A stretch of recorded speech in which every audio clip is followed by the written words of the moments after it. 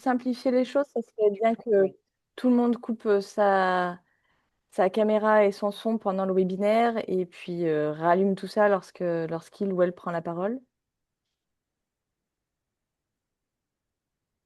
On va débuter? Bon, et puis l'introduction fera arriver les personnes ayant un peu de retard. Donc bonjour à toutes et à tous, merci pour votre présence à ce webinaire dans le cadre du projet Une alimentation de qualité pour tous en Guadeloupe, Martinique et Guyane, projet porté par Restocco, mais également en partenariat avec Légumes de France, puisque nous avons la chance d'avoir parmi nous aujourd'hui Valérie Nicolas, directrice de l'antenne Outre-mer de Légumes de France, et également donc en partenariat avec l'Association française des diététiciens nutritionnistes et avec le soutien de la stratégie nationale pour l'alimentation, la nutrition et le climat. Donc, ce webinaire, on vous le disait tout à l'heure, il va être dense. Donc, nous avons prévu 2 heures de temps ensemble, avec beaucoup de temps dédié aux échanges entre vous. Donc, une première partie d'introduction et de rappel du cadre de cette intervention. Nous aurons également une présentation des spécificités des approvisionnements locaux en Guadeloupe, Martinique et Guyane, donc présentée par Légumes de France. Nous avons la chance également d'avoir parmi nous aujourd'hui le directeur de la cuisine centrale de Saint-François en Guadeloupe, donc Monsieur Cédric Manubin, qui effectuera un témoignage pour nous parler des changements de pratique depuis plusieurs années en place dans sa cuisine centrale, lui ayant permis de passer progressivement vers un approvisionnement local. Et nous aurons ensuite une synthèse des différents leviers pour permettre un approvisionnement local en restauration collective. Et nous terminerons par quelques petites initiatives locales, un zoom sur voilà, 3 initiatives pour les 3 territoires qui pourront vous être utiles dans l'avenir.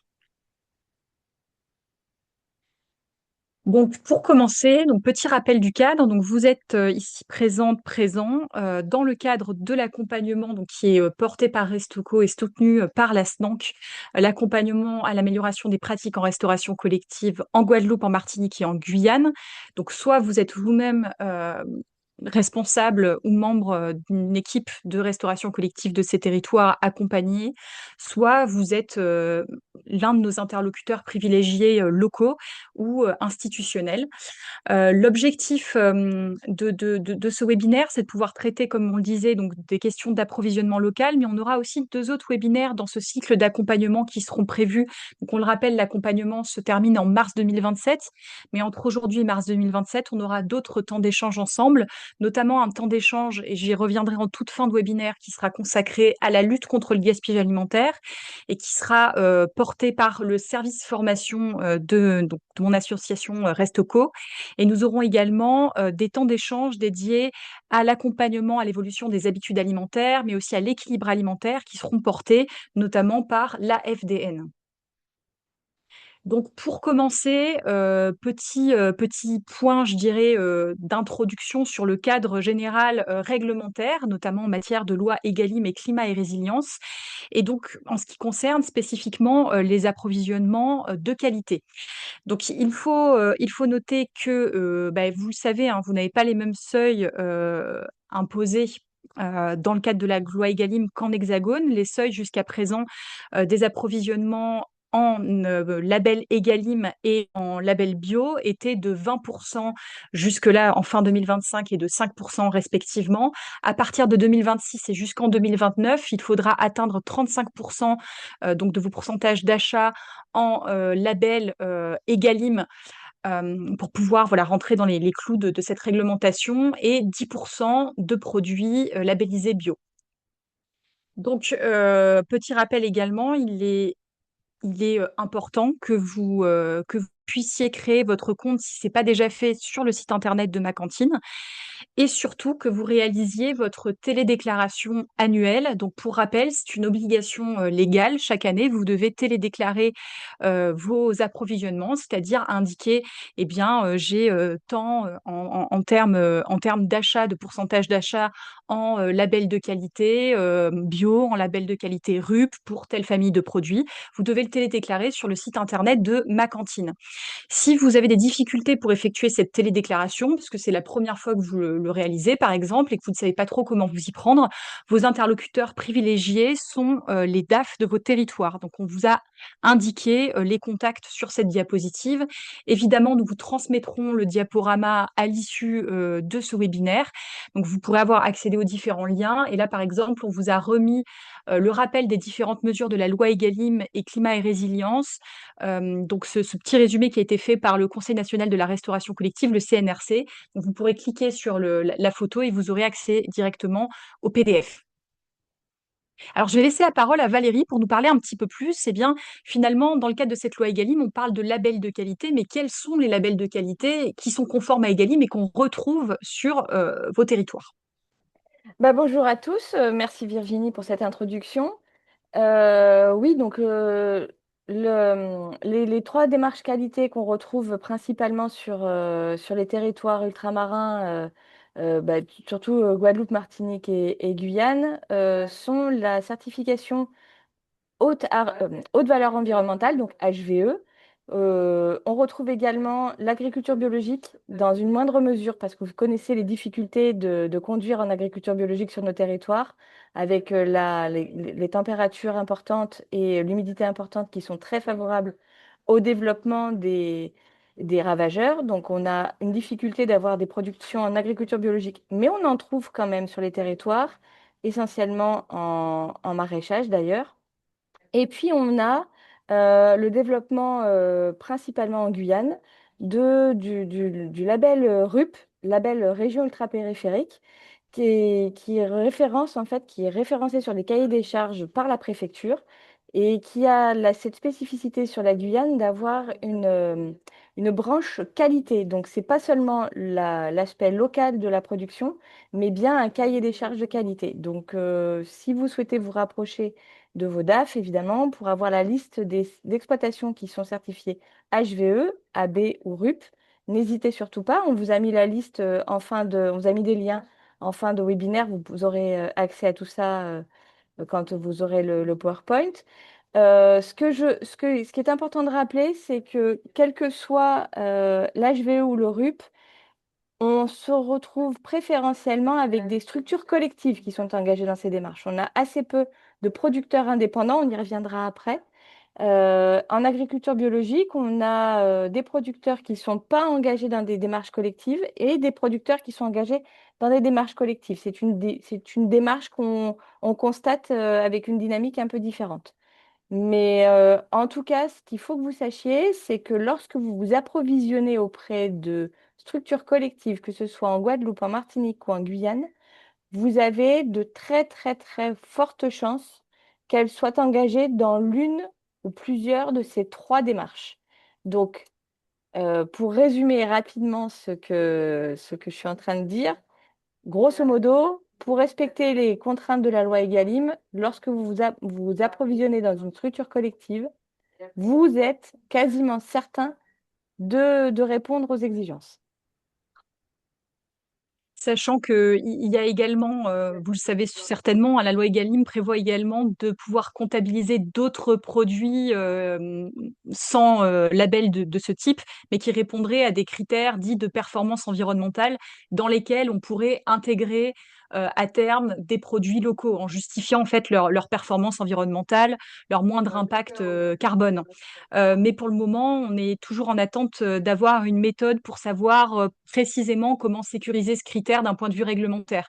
Alors, certains établissements le font, mais voilà, pour le moment, c'est pas sécurisant. Donc, le plus sécurisant pour vous, ça reste effectivement de passer par ce type de label pour être certain de pouvoir rentrer dans les clous par rapport à la réglementation.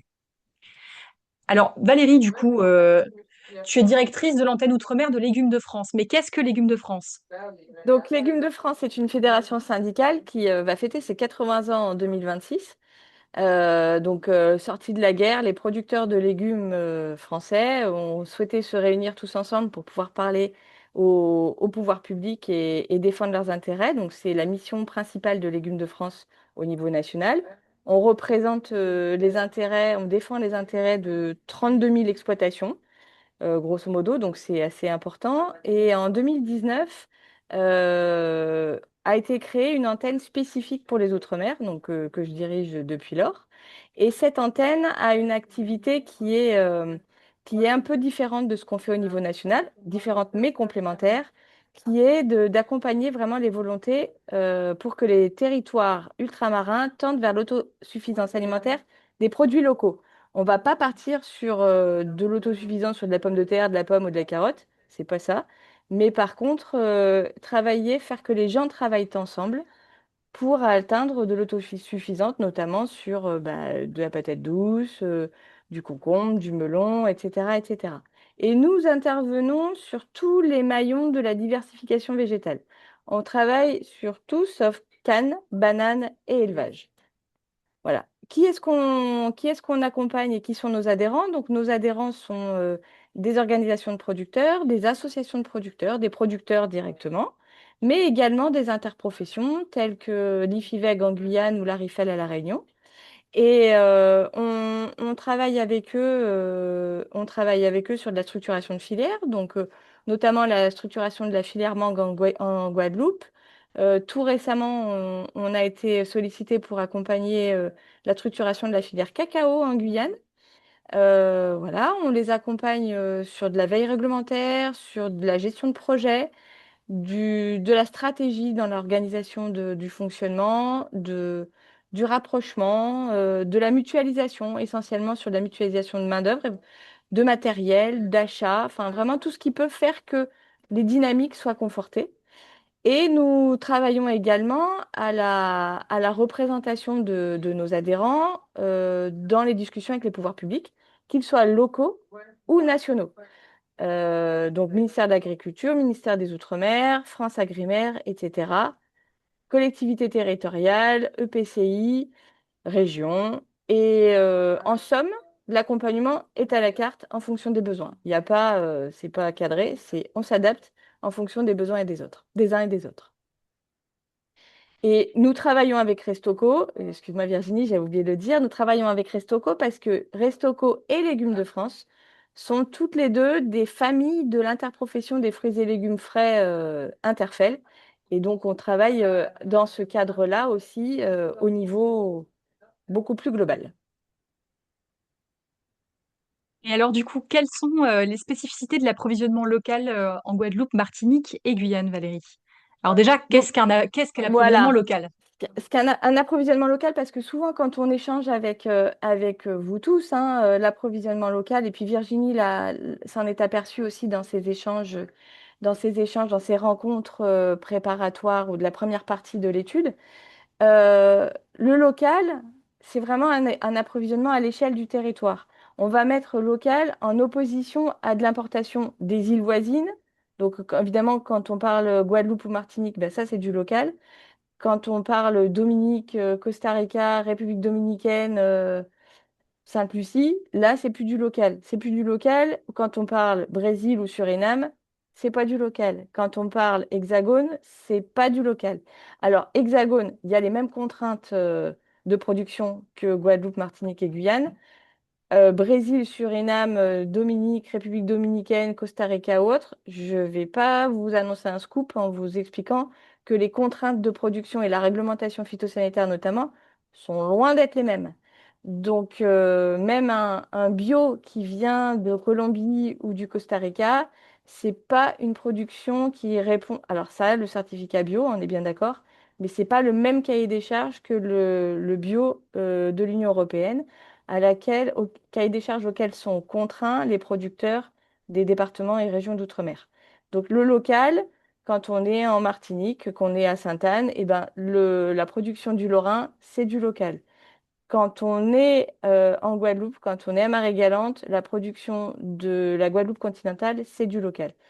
C'est vrai que quand on est en Guyane, quand on est à Saint-Laurent-du-Maroni, eh ben, la production de cacao, elle est plus locale que la production du Suriname de l'autre côté du Maroni. Ça peut parfois être un peu compliqué intellectuellement à intégrer, mais n'empêche que le territoire, le local, c'est bien à l'approvisionnement, à l'échelle du territoire. Alors j'en profite pour ajouter pour celles et ceux qui ont entamé leur autodiagnostic Mon Resto Responsable sur le pilier de l'assiette responsable, donc qui s'intéresse à vos approvisionnements. Il y a évidemment des questions relatives à la provenance des produits. Et vous voyez, il y a des petites infobules, des petits points d'interrogation pour permettre de vous apporter une définition sur ce qu'on estime être du national ou du local. Et je vous invite à ne pas tenir compte justement de l'infobule relative au local qui vous indique que s'il s'agirait d'un produit ayant une origine de moins de 150 km. Là, on est bien sur du local à l'échelle de l'archipel de la Guadeloupe, de la Martinique ou de la Guyane. Donc, c'est bien ce que présentait Valérie. Et c'est ça qui est important. On a fait une petite carte. Alors, vous allez voir, on va faire sur les trois territoires, mais il se trouve que celui de la Guadeloupe, la carte de la Guadeloupe, elle est mieux, elle est plus fournie, elle est plus précise que celle des deux autres territoires, puisque le travail a été fait par la DAF et non pas par Agreste. Et ce qu'on voulait vous montrer, on y reviendra sur les deux autres territoires, mais ce qu'on voulait vous montrer, c'est bien si on colle la carte des EPCI, donc des communautés de communes ou des collectivités d'agglomération, par rapport à la carte des grandes productions. Donc en Guadeloupe, on a 1, 2, 3, que je ne me trompe pas, on a 6 EPCI. Et vous voyez que, ben, par exemple, quand on colle ensuite à côté la carte des productions, donc vous avez bien évidemment toute la partie centrale de la Basse-Terre qui est en espace naturel protégé, puisque c'est la soufrière, les mamelles, etc., le parc national. Vous avez en jaune le croissant bananier, donc qui est sur le Basse-Terre, Sud-Basse-Terre enfin Sud-Basse-Terre. Et puis vous avez beaucoup de canne à sucre sur Nord-Basse-Terre, Nord-Grande-Terre, et le gros du maraîchage, on va dire, qui se trouve dans l'Est Grande-Terre. Évidemment que un producteur, pardon, une cantine scolaire du Nord-Basse-Terre va pouvoir trouver bien sûr du maraîchage autour de chez lui, parce que ce sont les grandes masses, hein, c'est pas précis, ça ne veut pas dire qu'il n'y a pas de maraîchage en Nord-Basse-Terre, qu'il n'y en a pas en Nord-Grande-Terre, etc., etc. Mais c'est vrai que le gros de la production maraîchère se trouve davantage en Est-Grande-Terre. Mais pour autant, on a bien si je prends un exemple très concret, de la Christophine, on va trouver de la Christophine dans le sud Basse-Terre. On ne la trouvera pas ailleurs pour des questions de terroir. On trouvera de l'ananas dans le nord Basse-Terre pour des questions de terroir également. La banane, tout le monde le sait, qu'on le trouve principalement dans le sud Basse-Terre. Et pour autant, ça ne viendrait pas à l'idée de dire que ben, la banane, elle n'est pas locale quand on achète, quand on vient de Saint-François et qu'on achète de la banane de Capesterre-Belle-Eau. C'est ces points-là sur lesquels on voulait insister, c'est-à-dire que bien le local, l'approvisionnement local est à l'échelle du territoire. On va vous montrer les deux autres cartes, mais vous verrez, elles sont un peu moins bien, elles sont un peu moins claires et un peu moins faites, un peu moins bien faites parce que c'est pas, enfin en tout cas, peut-être que les DAF ont fait ce même travail-là, mais on n'a pas réussi à trouver la source, la donnée. C'est avec les classifications d'Agreste. Donc c'est Agreste, c'est au niveau national. On se retrouve avec des classifications qui ne correspondent pas forcément à nos cultures tropicales. Donc on va passer assez vite, Virginie, je pense, sur ces deux cartes-là, mais on les retrouve, on les a travaillées pour la Guyane et la Martinique. Et donc, vous avez les contacts qui sont référencés donc, sur cette slide pour les interprofessions de vos différents territoires, mais aussi l'annuaire des distributeurs en bio. Alors, attention, tous les distributeurs en bio ne distribuent pas que des produits locaux en bio, donc ça, c'est à regarder au cas par cas. Il y a également l'annuaire des producteurs RUP de Martinique qui voilà, est diffusé sur le site internet de la DAF.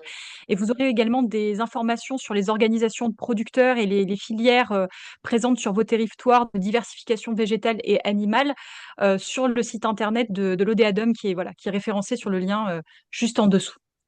Est-ce qu'il On, y a on- éventuellement on à vous ce stade... encourage, pardon Oui, Virginie, on pardon. vous encourage vraiment à vous rapprocher si vous avez des questions surtout sur l'identification des prochains contacts de vos prochains fournisseurs. N'hésitez surtout pas à vous rapprocher des interprofessions qui pourront vous mettre en relation avec les uns, avec leurs adhérents et avec les structures qui sont des producteurs locaux, par définition. Y a-t-il des questions à ce stade, éventuellement? Alors, je regarde. Il n'y a rien encore dans le chat, Virginie. Ok. Bon, si S'il n'y a pas de questions pour le moment, ce que je vais vous proposer, c'est qu'on continue pour pas perdre de temps avec la partie, je pense, qui vous intéresse beaucoup. Donc la partie relative au retour d'expérience de la cuisine centrale de la ville de Saint-François. Donc nous avons l'honneur d'avoir parmi nous Monsieur Manubin, directeur de la cuisine centrale de la ville de Saint-François. Est-ce que vous êtes toujours là? Parce que du coup, je ne vous vois pas. Vous êtes là. Oui, oui, je suis encore là. Oui, vous êtes là, super. Bonjour à toutes et Alors tous. bonjour, bonjour Monsieur Manubin. Est-ce qu'il vous serait possible dans un premier temps de vous présenter, d'expliciter votre parcours, votre sensibilité personnelle par rapport à la question de l'alimentation durable? Parce que on va le voir, c'est en partie ce qui explique tous les changements que vous avez pu porter au sein de la cuisine centrale depuis votre arrivée à votre poste. Alors, donc Cédric Manubin, directeur de la Caisse des écoles de Saint-François et surtout en charge de la restauration scolaire. Donc, c'est un domaine qui me tient particulièrement à cœur Tu as un je exemple ou pas? Parce que je vais plus t'en donner, hein. puisque D'accord. je suis cuisinier de métier. Alors, j'ai un parcours exclusivement militaire, donc j'ai une longue expérience au sein de la gendarmerie où j'ai dirigé plusieurs cercles mixtes. Donc pour ceux qui ne savent pas, le cercle mixte en gendarmerie, c'est un peu comme les restaurants d'entreprise, hein, c'est les grosses cantines et où on accueille tous les militaires de passage et même des personnels civils. Et on a une partie hôtellerie, on a une partie restauration. Donc j'ai travaillé sur différents théâtres d'opération dans quasiment la moitié des Outre-mer, donc la Guyane. J'ai pas fait la Martinique, mais Guyane, Polynésie, Nouvelle-Calédonie et même un déplacement en OPEX en Irak, donc à la résidence de l'ambassadeur. Donc riche de ce parcours, j'ai terminé directeur du cercle mixte de la gendarmerie nationale à Paris et j'ai décidé de rentrer, j'ai répondu à un appel à volontaires sur la ville de Saint-François et puis je suis rentré directeur de la caisse des écoles à Saint-François. Et à mon arrivée c'était un peu dans son jus en fait. Donc on achetait des denrées quasiment ce qu'on appelait les PCEA, donc les plats conçus et élaborés à l'avance. Et ce que moi j'ai trouvé dommageable parce que sur mon expérience personnelle, je me définis comme un locavore, donc quelqu'un qui aime tout ce qui est proche, tout ce qui est agriculture locale, tout ce qui est autour de nous. Et c'est vrai que j'ai trouvé que c'était un comble d'habiter Saint-François. Valérie l'a montré sur la carte tout à l'heure, où on a un fort potentiel de maraîchage. On a une culture qui est quasiment à foison. Et il faut savoir que sur le maraîchage, la plupart des denrées sortent de Saint-François, arrivent sur les plateformes à Jarry pour revenir être distribuées à Saint-François et tout. Donc en gros, j'ai pris mon bâton de pèlerin et puis avec mes équipes, on a retravaillé tout cela et on a changé du tout au tout ce système-là. Donc, bien évidemment, je suis aussi formateur en cuisine, donc je forme tout ce qui est gérant de restauration, agent polyvalent de restauration et chef de cuisine. Donc, j'étais référencé au niveau de l'AFPA Astin. Et donc en gros, je sais de quoi je parle en fait. Donc on a fait un gros travail de fourmi avec mon équipe et mon arrivée est tombée au bon moment puisque on sortait du marché alimentaire, du marché de denrées alimentaires. Donc il a fallu qu'on refasse tous les allotissements. Faut savoir qu'on avait à peu près 12 lots quand je suis arrivé et là maintenant on est à peu près une trentaine de lots. Donc parce Hmm. qu'on a intégré le volet loi Egalim où on n'a pas parlé de produits locaux puisqu'on n'a pas le droit, mais on parle de circuit court. Donc on a vraiment tout mis, on a éclaté les lots au maximum. Bien évidemment, on a à travers le PAT de la communauté d'agglomération, donc on a travaillé là-dessus et ça nous a permis de cibler certains agriculteurs, certains producteurs qui veulent travailler avec nous et on a un partenariat gagnant-gagnant. J'en veux pour preuve quand on achète certains légumes avec nos producteurs, eh ben on voit que quand quand quand c'est compliqué pour eux, eh ben on a un prix plancher, on s'est mis d'accord sur notre prix plancher et du coup je dis une bêtise, hein, si par exemple la tomate, quand il y en a à foison, il m'arrive de l'acheter à 50 centimes voire 1 euro le kilo, et quand Hmm. il n'y en a pas, eh ben on est sur du 3 4 euros le kilo. Donc en fait on a trouvé on a trouvé une moyenne avec l'agriculteur. On paye toute l'année quasiment 2 euros. Donc voilà. Oui, je crois que. Oui, Madame Nicolas Valérie souhaiterait Oui, intervenir oui, il y a rapidement. une question dans le chat, je pense que vous pouvez y répondre, c'est pour ça que je me permets de couper tout de suite. C'est depuis combien de temps vous êtes à la cuisine centrale, Cédric? Alors, je suis arrivé le 1er novembre 2022. Merci. Alors ben, justement, transition toute trouvée. Est-ce que vous pourriez nous présenter un petit peu plus le fonctionnement de votre cuisine centrale? Donc en fait, on produit en moyenne 1400 repas par jour. Donc ça, c'est pour le scolaire, hein. Et à cela, Hmm. on rajoute aussi les crèches. On a une centaine de repas. On a aussi pas mal de repas qu'on fait en portage de repas pour les personnels. On a pas mal de personnes qui sont un public isolé, donc des personnes qui sont vieillissantes, qui sont seules chez elles. On a aussi des jeunes actifs. On a développé, on suit les tendances, hein. On a développé aussi ce qu'on appelle les box à salade et ça marche très très bien. On a 40 collaborateurs, donc dans les 40 collaborateurs, c'est pas 40 cuisiniers, hein, mais c'est 40 personnels qui composent la caisse des écoles, dont à peu près 10 personnels de cuisine et du pôle technique. Et tout le reste, ce sont des agents de réfectoire qui servent le repas. Donc voilà, on fait des menus spécifiques, on fait tout ce qui est PAI, on fait aussi on essaie de tout faire de façon à être en local et le plus simplement possible en fait. Voilà, Hmm. on Oui. mise surtout sur le goût. Voilà, sur le goût, Hmm. et on est revenu vraiment à la base de la cuisine, à savoir braiser, travailler le légume, déglacer, faire mijoter, faire des sauces. Pareil, on a éliminé tout ce qui est fond de sauce, fond brun, fond Hmm. lié, tout ça.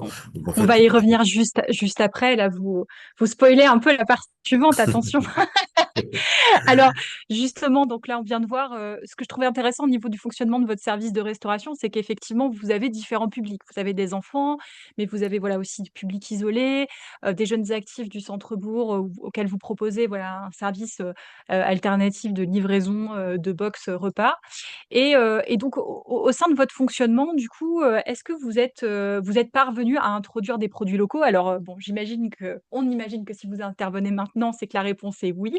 Mais du coup, de quelle manière vous vous êtes pris? Vous avez commencé à introduire quelques éléments en amont. Vous avez parlé de votre bâton de pèlerin pour aller voir les différents producteurs locaux. Donc, en fait, du sourcing. Vous avez effectué du sourcing. Mais au-delà de ça, où est-ce que vous en êtes au niveau de l'introduction des produits locaux au sein de votre cuisine?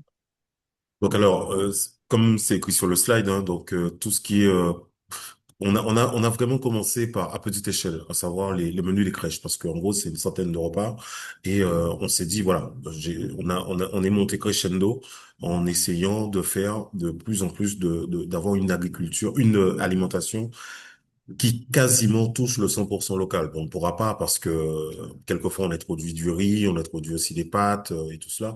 Eh oui. On n'est pas producteur, mais l'idée c'est d'avoir tout ce qui est purée, tout ce qui est tubercule, tout ce qui est féculent à ce niveau-là. Eh bien, on s'approvisionne en produits locaux. Donc aujourd'hui, par exemple sur le menu de la crèche, eh bien on a de la patate douce. Aujourd'hui Mmh. les enfants vont manger une purée de patates douces. Ensuite, on a fait une purée de fruits en dessert.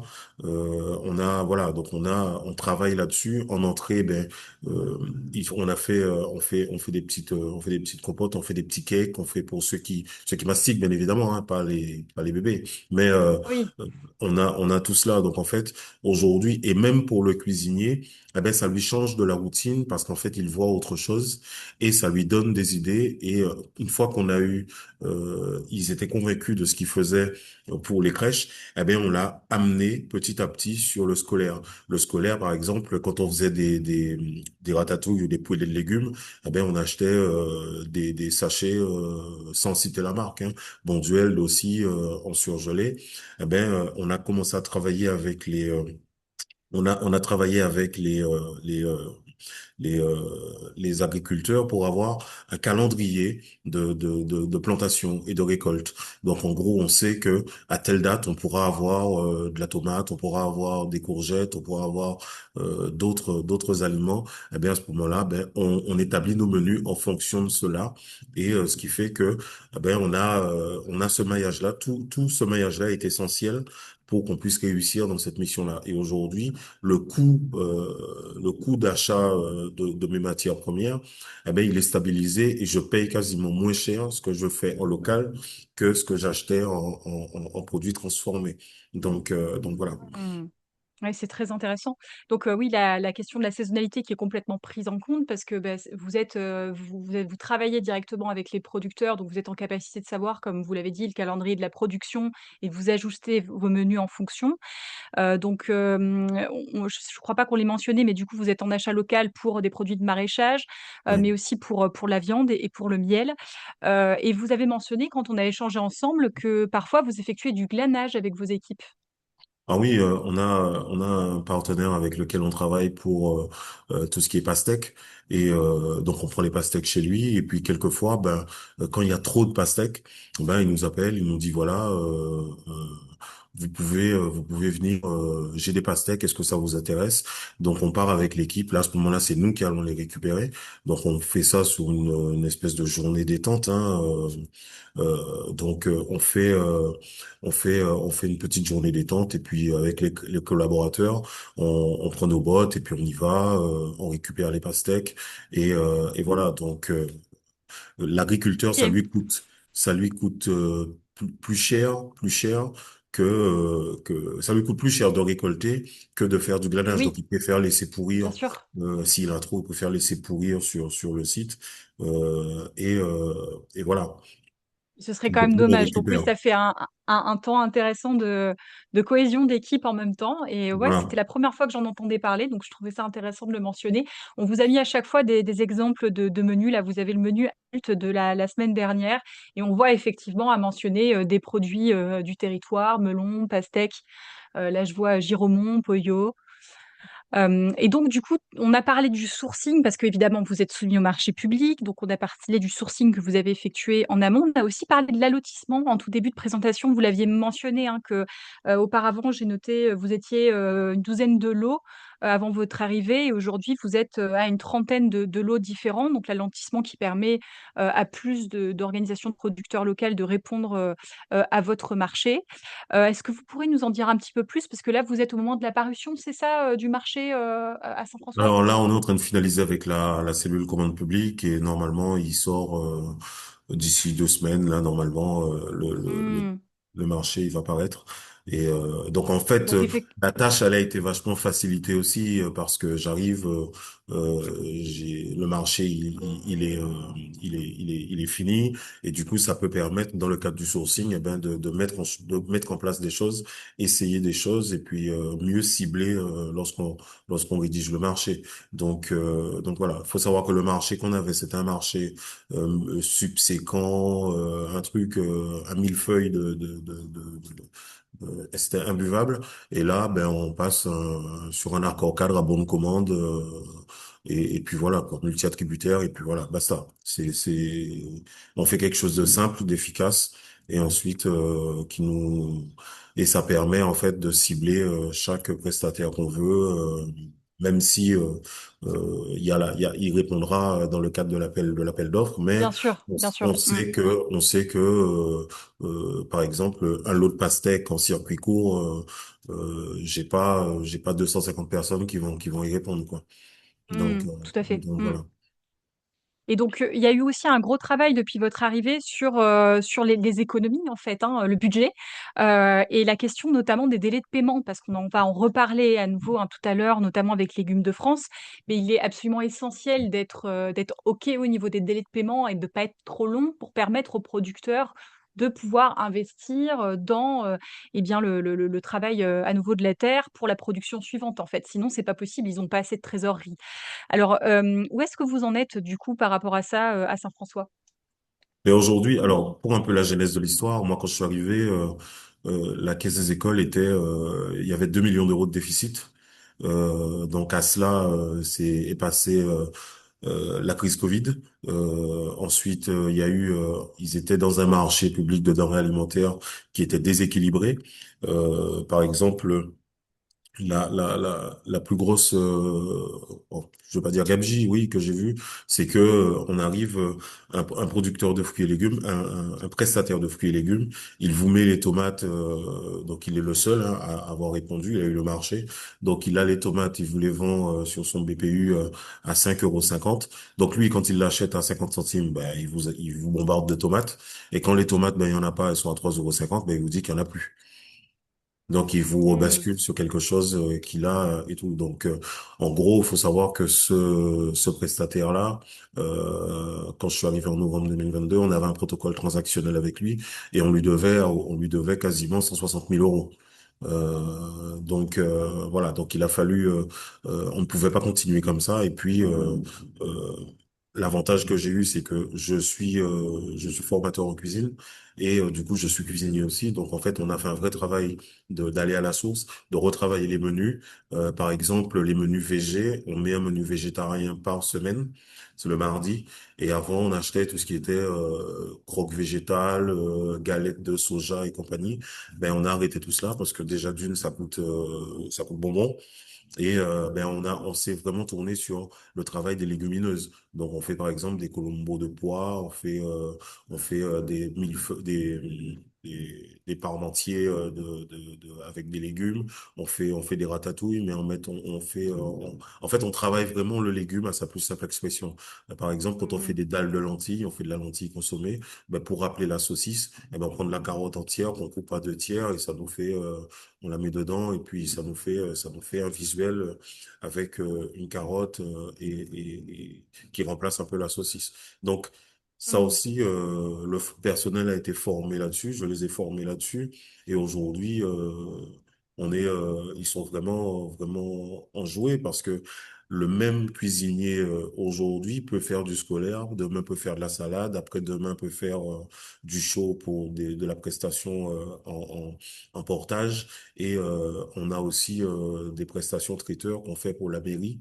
Donc voilà, donc en fait aujourd'hui, on a toute cette panoplie d'arcs, de cordes à notre arc, qui fait que les agents, ben, aussi, ben, je les ai intégrés aussi dans la composition du menu pour faire le menu, pour proposer le menu. Et, Mmh. et ça aussi, ben, par exemple, les salades, j'ai désigné deux, trois agents qui sont là, ben, qui me font les salades, qui me proposent les salades. Et moi, je valide derrière, mais je leur ai demandé à chaque fois, je veux un légume, un féculent local qui compose la base de la salade. Donc, sur Oui, l'exemple c'est que ce qu'on vous avez voit, pris, ouais, juste voilà, à on côté, a le effectivement. poyo, on a Mmh. le giromon, on a la madère, on a la papaye, on a la concombre. Là, voilà, tout ça, en fait, ce sont quasiment Mmh. des produits qu'on trouve chez nous avec des producteurs. Donc voilà. Donc, on voit qu'on a cette diversification des sources de financement complémentaires qui est intéressante et qui vous a permis de dégager voilà, quelques économies ou en tout cas une trésorerie suffisante pour vous permettre aujourd'hui d'avoir des délais de paiement qui sont raisonnables, hein, autour de 45 jours contre 200 jours il y a 3 ans. Donc, ces prestations traiteurs, les box adultes, on a parlé des menus végétariens. Et on va parler un petit peu encore après de la question de la lutte contre le gaspillage alimentaire. Mais alors justement, donc alors vous le verrez, tiens, d'ailleurs, j'en profite pour vous le dire, parfois j'ai indiqué vos jauges de résultats à l'autodiagnostic Mon Resto Responsable. Donc, pour celles et ceux qui n'ont pas encore rempli votre autodiagnostic, une fois que vous remplissez toutes les questions relatives à un des piliers, vous avez par pilier 3 sous-catégories sur lesquelles vous avez en fait des indicateurs de jauge colorée. Donc là, par exemple, dans l'assiette responsable, il y a l'indicateur cuisine qui est relatif aux techniques culinaires, au travail du produit, au fait maison. Donc là, on voit qu'on est très bien, effectivement, par rapport aux jauges Mon Resto Responsable, par rapport aux critères de la cuisine. Et justement, en fait, produire des produits frais et locaux, c'est ce qu'on dit en fait depuis tout à l'heure, ça nécessite de repenser les recettes, repenser les méthodes de cuisine. Donc on en a parlé déjà de quelques-uns des changements que vous avez pu mettre en place depuis novembre 2022. Donc vous avez évoqué les menus végétariens, colombo de pois, dalles, lentilles, carottes. Mais également, je pense que ce qui est important de noter, c'est que voilà, vous respectez aussi la culture culinaire locale au travers de l'utilisation des produits du territoire, du terroir. Quels sont les autres changements majeurs que vous pouvez noter au niveau des pratiques depuis votre arrivée? Ouais, il y en a eu pas mal. Ça, c'était déjà les premières, à savoir le menu VG, puisque quand on regardait en termes de menu VG, ça coûtait très très cher. Et en fait, on a fait ce diagnostic-là. On a fait un sondage au niveau des réfectoires, et les enfants n'étaient pas super fans parce que quand vous mettez sur le menu un steak, l'enfant voit pas steak steak végétal, mais il voit pour lui un steak haché et tout cela. Donc en fait, il y avait pas mal de déceptions. Par exemple, il y a la saucisse végé, en fait, on a voulu travailler là-dessus et au final, ça se délite, ça tient pas. Donc en fait, au final, après, ben c'est parti sur sur des plats revisités et en fait, ça n'avait plus rien à voir. Donc on s'est dit, on reprend la base et on travaille là-dessus. Concernant les desserts, bien souvent, on achetait des desserts, des gâteaux sous film là, un peu les brognards là et tout. On s'est équipé en matériel, donc à savoir des robots, un robot pâtissier, des pétrins, et du coup, j'ai la chance d'avoir un agent qui est formé pâtisserie et qui est en sommeil et que j'ai découvert un peu longtemps après quand on a discuté.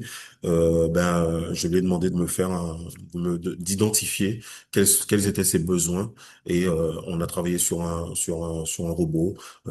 Aujourd'hui, l'équipe est d'un petit four et là, on fait par exemple tout ce qui est financier, tout ce qui est brownie, tout ce qui est gâteau de patates, gâteau de giromont. Là, par exemple, on a acheté 600 kilos de giromont la fois dernière.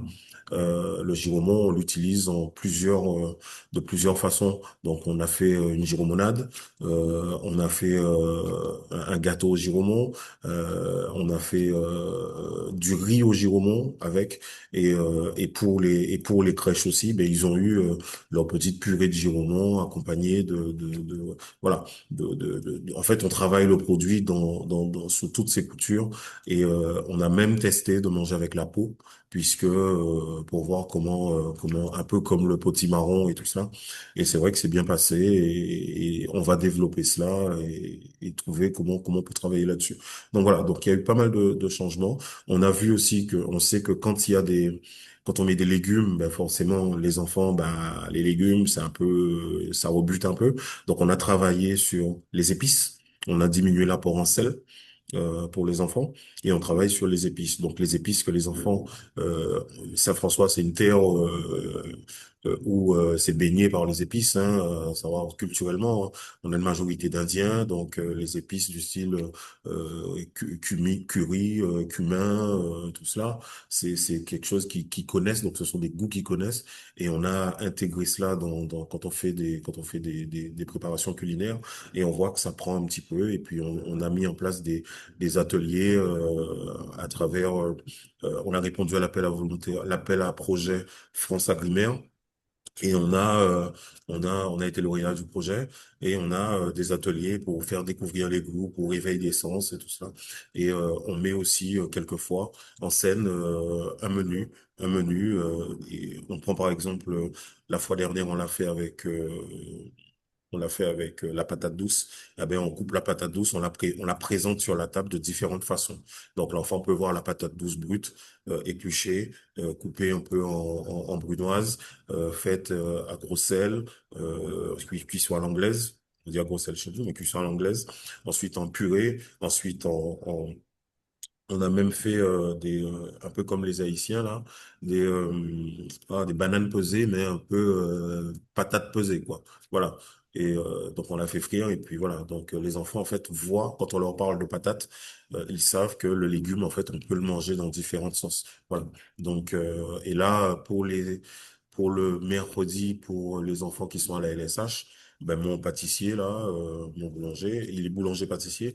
Donc, on a prévu, il m'a fait un menu pour faire un buns à la patate douce et avec un pain burger à la patate douce et avec une sauce maison, un steak qu'on a du boucher et voilà, des frites de frites à pain. Donc voilà. Donc ça, c'est tout ça pour montrer aux enfants qu'on peut faire des choses, mais qu'on peut les faire en local. Faut savoir que le fruit lapin, nous, l'avantage qu'on a, c'est qu'on ne l'achète pas trop, parce que dans nos écoles à Saint-François, ben, vous avez quatre arbres à pain au mètre carré, et du coup, donc on a de quoi faire pour les récupérer, et on emprunte la nacelle du service technique, et puis les gars aussi toujours dans ce côté investissement, ben ils y vont, ils récupèrent et on transforme chez eux. Donc voilà. Hmm. Oui, puis il y avait quelques phrases que vous aviez prononcées quand on avait échangé ensemble et qui m'avaient pas mal frappé. C'est que votre objectif, c'était que l'enfant puisse retrouver dans son assiette le même goût qu'à la maison. Donc vraiment Voilà, rendre la restauration, la cantine scolaire, en fait, aussi goûtue que ce qu'on peut retrouver à la maison. voilà, puisque souvent là, je pense que ceux qui nous écoutent là aussi aujourd'hui, on se recule là. Souvent le côté cantine, quand on disait cantine, ça rappelait de vieux souvenirs où vous avez l'aliment qui est juste bouilli, peut-être brûlé, cramé, bardé de sel et tout. Et aujourd'hui, l'idée pour moi, c'est de faire, alors à ma petite échelle, hein, à l'échelle de Saint-François, hein, mais c'est de montrer qu'on peut aujourd'hui, c'est pour ça que moi j'emploie très peu le terme de cantine scolaire, mais je parle de restauration scolaire. Voilà, parce que Tout à fait. aujourd'hui il faut et je le dis tout le temps à mes collaborateurs, un cuisinier de restauration collective, moi-même je suis un pur produit de la restauration collective. Un cuisinier de la restauration collective aujourd'hui n'a pas à rougir de dire qu'il n'a pas à dire qu'il a qu'il travaille en restauration collective quoi. Avant c'était une Hmm. tare, c'était voilà, mais aujourd'hui c'est on n'a pas à rougir dessus. Tout à fait. Et alors, on parlait des économies tout à l'heure que vous aviez pu débloquer, ou en tout cas des différentes sources de financement, de cette diversification dans vos différentes missions, mais il y a aussi un travail que vous avez effectué en parallèle pour, comme levier finalement à l'introduction de produits de qualité, c'est la lutte contre le gaspillage alimentaire. Quel a été le constat il y a un an et demi sur votre diagnostic? Quel est le constat aujourd'hui et comment vous vous y êtes pris pour réduire ce gaspillage? Ben, c'est ce que je disais, c'est que avant on était quasiment en PCEA, donc vous savez, vous achetez des repas qui étaient déjà quasiment tout faits, vous prenez de la blanquette de veau, ça n'a quasiment pas de goût. En fait, les enfants mangeaient, en fait, on alimentait les enfants. Voilà. Le truc, c'était, je sais pas pour critiquer ce qui se passait avant, mais c'est parlant parce que c'est un peu ce qui se faisait dans pas mal de restaurants scolaires. On alimentait les enfants, donc fallait que les enfants mangent, ben, on les fait manger. Et on n'avait pas pris en considération l'attente de l'enfant, ce que l'enfant voulait. Donc voilà. Donc en fait, nous on a retravaillé là-dessus. Moi, quand je suis arrivé, ben, j'ai fait beaucoup de conseils d'école. Donc, je suis allé au niveau des conseils d'école, rencontrer les parents. Et les parents, ben, on a échangé là-dessus. Donc, on a monté une commission de menus. Donc, les menus, je les soumets aux parents. Et le parent, ben vous avez des parents on a une communauté qui est assez disparate hein, chez nous. Hein. On a des Guadeloupéens, on a des Créoles, on a des Dominicains, on a des Haïtiens, on a tout le monde. Donc vous avez toutes ces personnes qui sont représentées dans les conseils d'école. Et eux, ben, vous disent que oui, ben voilà, en fait, on essaie de contenter tout le monde avec les cultures et intégrer tout cela au sein de la restauration scolaire chez nous. Donc quand on fait les menus, là actuellement, on est en train de travailler pour début janvier sur un menu d'ici et d'ailleurs. Eh bien, c'est un menu qui va regrouper aujourd'hui, le lundi, peut-être un menu d'Haïti, ensuite un menu de la Guadeloupe, ensuite un menu de la Guyane, un menu de la Dominique, un menu de la République dominicaine, parce qu'on a tous ces enfants qui sont parmi nous. Aussi, on sollicite beaucoup les parents, quelquefois. Eh bien, on demande aux parents, on fait un appel à volontaires aux parents, et pour qu'elles puissent venir nous apporter leurs recettes. Et le parent arrive, vient dans la cuisine avec nous, et voit, le parent est en gros est chef d'orchestre, et bien c'est eux qui nous disent, voilà notre fiche recette, voilà ce qu'on veut faire, voilà comment Ah on va faire. ouais. Et ça marche très très bien. Ça marche très Donc très bien. forcément, la satisfaction n'en est qu'améliorée des convives. On est toujours dans ce lien avec cet objectif de faire en sorte que dans le réfectoire, les plats goûtent de la même manière qu'à la maison. Donc forcément, qui dit Voilà. augmentation de la satisfaction dit diminution du gaspillage. Mais au-delà de ça, vous avez mis en place, alors on en a parlé du fait que vous utilisiez un même produit de différentes façons, mais vous avez aussi introduit certains menus sans pain, c'est ça? Oui, en fait, aujourd'hui, on s'est aperçu que euh, les enfants, alors oui, je vois une petite quelqu'un qui a dit que qu'il est d'accord avec le menu du pain, mais ça n'a pas été sans mal, hein. Parce que si vous voulez, le parent en fait se dit, ben s'il n'a pas aimé le repas, au moins il mangera du pain, Eh oui. voilà. Et au final, quand on a regardé, on a fait ce rétex, on se dit mais moi, quand j'allais sur les réfectoires au moment de la pause méridienne, vous avez des enfants qui mangeaient quasiment l'équivalent d'un sandwich Eh oui. avec le fromage qu'on leur donne et tout. Donc, l'enfant ne faisait même pas l'effort de toucher, de goûter le plat.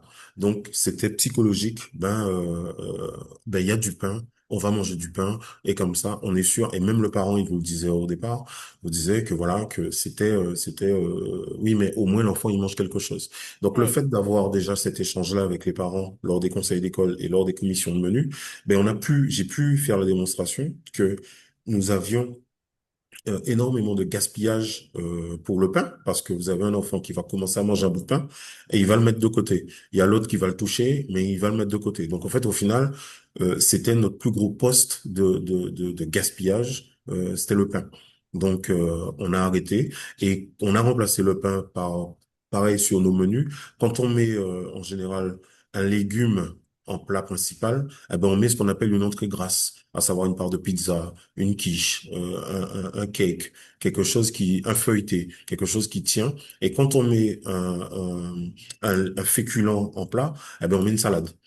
Donc concombre, tomate, voilà.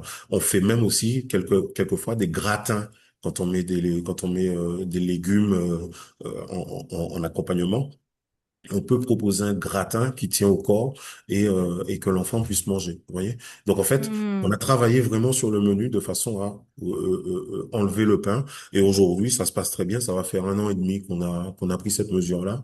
Et il y a pas de souci. Et on s'est aperçu que le taux de dévidage des plateaux, ben, il est nettement supérieur en fait, et ça a Oui. contribué aussi à diminuer par deux quasiment le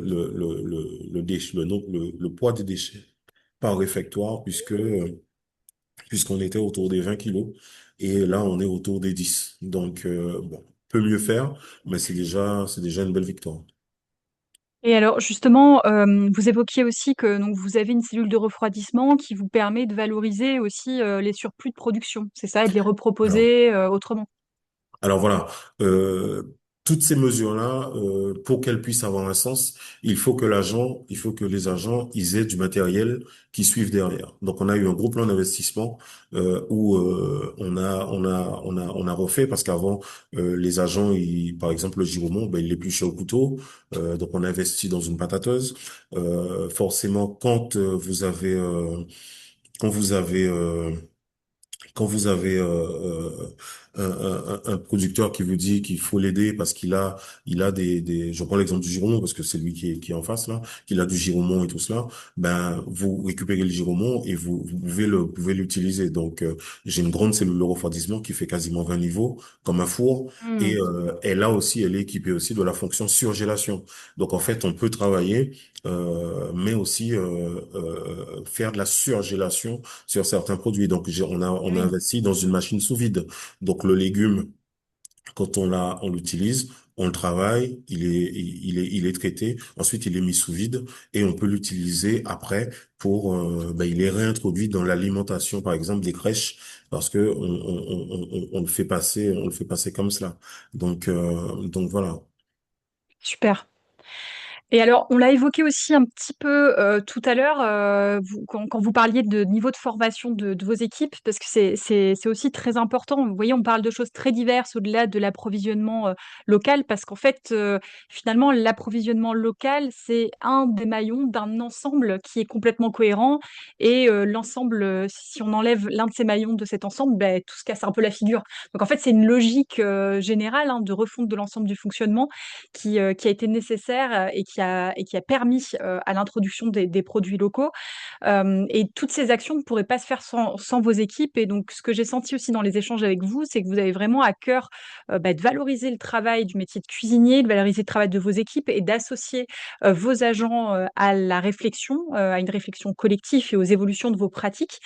Donc, quelles sont finalement les mesures que vous avez mis en place pour favoriser le bien-être de vos agents? Donc, on a parlé déjà un même niveau de formation pour toutes et tous. Vous aviez évoqué tout à l'heure le système de rotation un peu rapidement entre brigades, c'est ça? Est-ce que vous pourriez revenir un peu Oui, en fait, là-dessus? on a créé un peu des secteurs. Donc, après, la réussite de ces actions-là, elle a été déjà en premier lieu ben, d'écouter les agents, de savoir ce qu'ils voulaient faire et d'avoir les bons agents posés, placés au bon endroit. Donc, il y en a qui aiment plus le côté chaud, il y en a qui aiment plus travailler ben, comme mon agent là qui est boulanger pâtissier. Donc lui, ben, il voulait vraiment s'exprimer. Et j'en ai d'autres qui sont plus sur de la salade, sur du dressage, sur tout cela.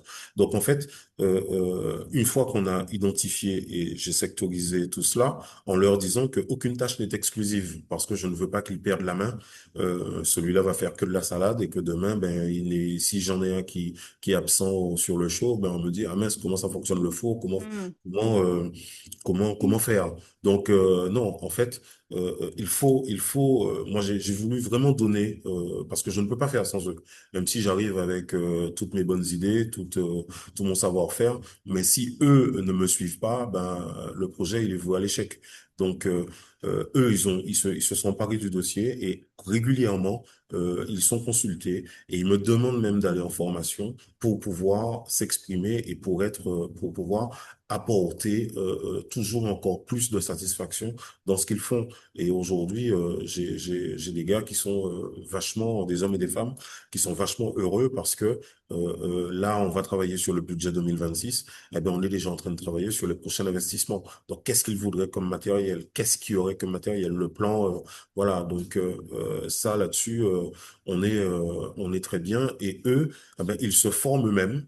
Ils se forment eux-mêmes, ils ont ce processus d'auto-formation via le CNFPT, mais aussi par des formations qui sont extra CNFPT. Donc, et ça c'est pas mal. Là, je suis en train de discuter avec le lycée hôtelier du Gosier pour qu'on puisse pouvoir mettre en place un partenariat, mettre un partenariat avec eux et pour que eux puissent nous envoyer des jeunes qui seraient intéressés par la restauration collective. Donc, nous, on leur servirait de support, de tutorat et aussi ben, avoir ce partenariat gagnant-gagnant, envoyer mes agents aussi peut-être en formation chez eux pour reprendre la base, refaire les bases.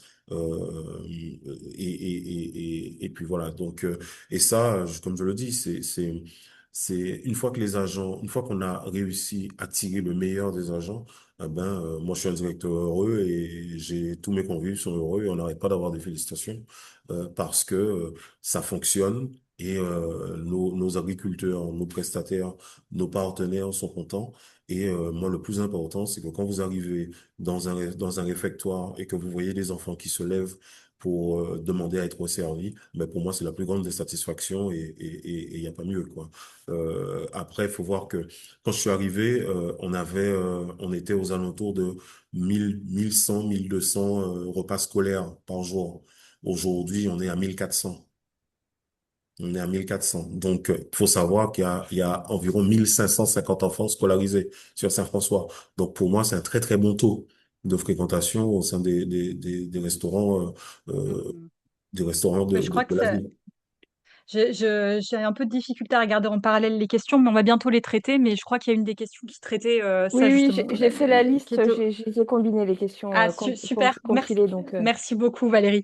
Et alors, ben justement, on va clôturer avec cette dernière slide qui va répondre à une partie des questions des participants.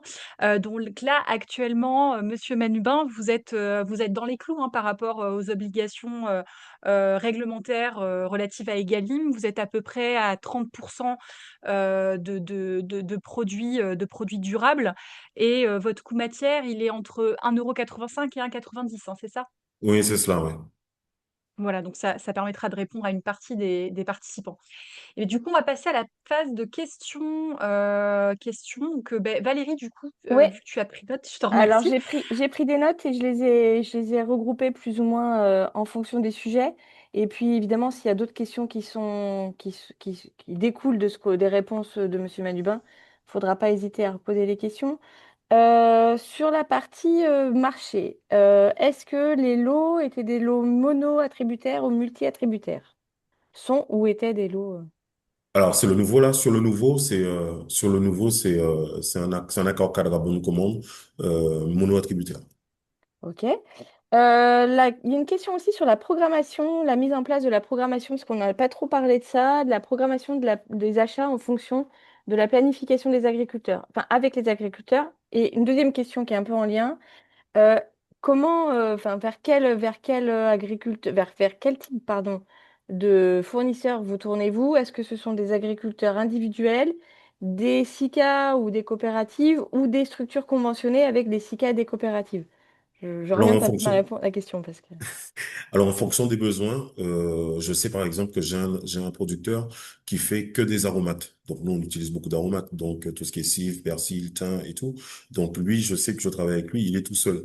Quand on travaille avec Légumes Caraïbes, que vous connaissez, eh ben, on voit avec Hélène et on sait que tel producteur aura cela, tel producteur en aura cela, que ça va sortir d'ici le mois prochain, d'ici 15 jours. Je vais rentrer, par exemple, de l'igname eh ben, tu auras de l'igname. Donc, en gros, on essaie de faire le tour sur une semaine pour qu'on puisse serrer et pour qu'on puisse savoir où est-ce qu'on va. Bien évidemment, on n'est pas à l'abri des aléas, mais on essaie de travailler sur un mois pour savoir où est-ce qu'on va, qu'est-ce qu'on peut avoir et quelle est la fréquence aussi le poids qu'on peut avoir. Donc, euh, donc voilà. Si je peux compléter la réponse par rapport aux questions que j'ai vues défiler, vous travaillez donc avec des producteurs indépendants, avec des donc Légumes Caraïbes que vous venez de citer ou Trans Caraïbes Services qui sont des Ouais. structures de mise en marché conventionnées avec des SICA ou des coopératives. Et la planification que vous mettez en place, c'est une planification parfois sur un mois, parfois sur un peu plus long, en échange avec les agriculteurs. Combien de temps avez-vous mis, pour répondre à une question, pour arriver à à ce travail-là, qui je pense est un travail encore qui n'est pas complètement un travail long cours.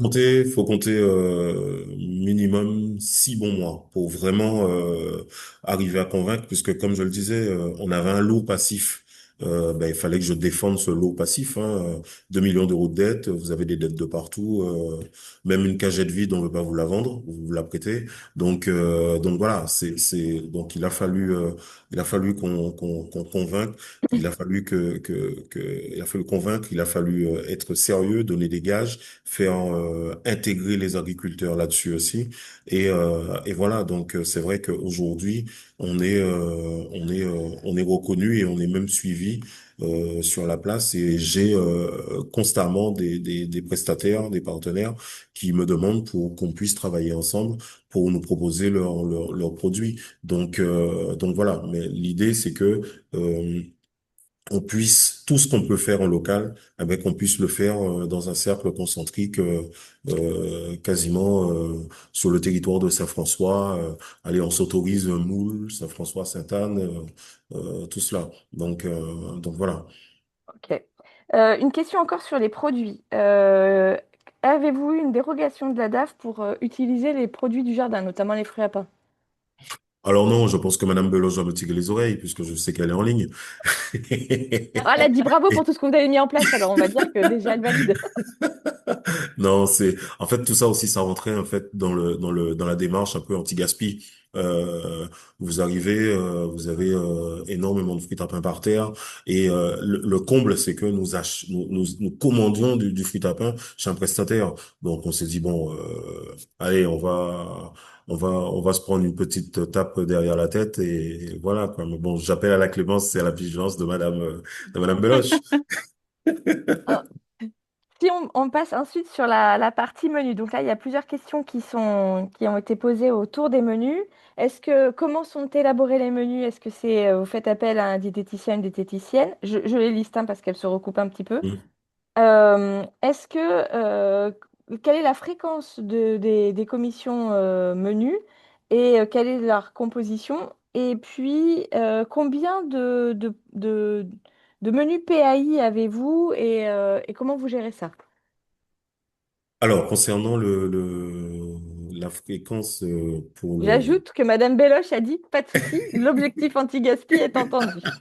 Bon, ben voilà, Merci c'est bon, Aude. alors, on peut continuer. Euh, non, concernant... Alors, la première question, je crois que c'était la La fréquence, c'est ça? première question, c'était est-ce que vous faites appel à des diététiciens pour Non. élaborer les menus? On travaille pas avec la diététicienne. Bon, peut-être qu'on est tombé sur une qui était pas en phase avec ce qu'on voulait, parce que sans leur faire embâche aux diététiciennes, parce que il y en a qui font très bien le boulot et celle qu'on avait quand je suis arrivé, bon, c'était voilà. Si c'est pour me remplacer concombre par courgette et ne pas me donner ne pas me faire le calcul en apport protidique, en apport de laitage pour l'enfant et juste me dire bah, tiens, vous avez mis des haricots rouges, mais moi je mettrais de la lentille. Bon, je suis franc, hein. Bon, moi j'ai dit stop. Après, on a en restauration collective, on a un super outil. Ça s'appelle le GMRCN. Euh, et on a un outil sur le GMRCN qui peut nous faire, où on peut faire notre plan alimentaire. D'accord? Le plan alimentaire, eh ben, ça vous met combien de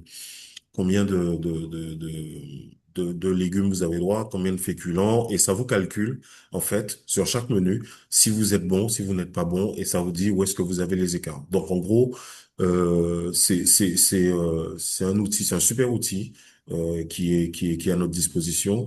Et aujourd'hui, moi, je travaille qu'avec cela.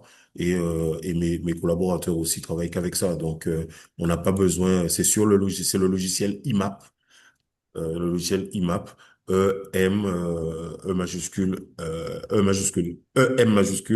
app.fr. Voilà, vous allez dessus, vous créez votre compte et ensuite vous rentrez, vous avez déjà une base de menus et vous pouvez créer votre plan alimentaire et il est totalement en phase avec ce qu'on a besoin.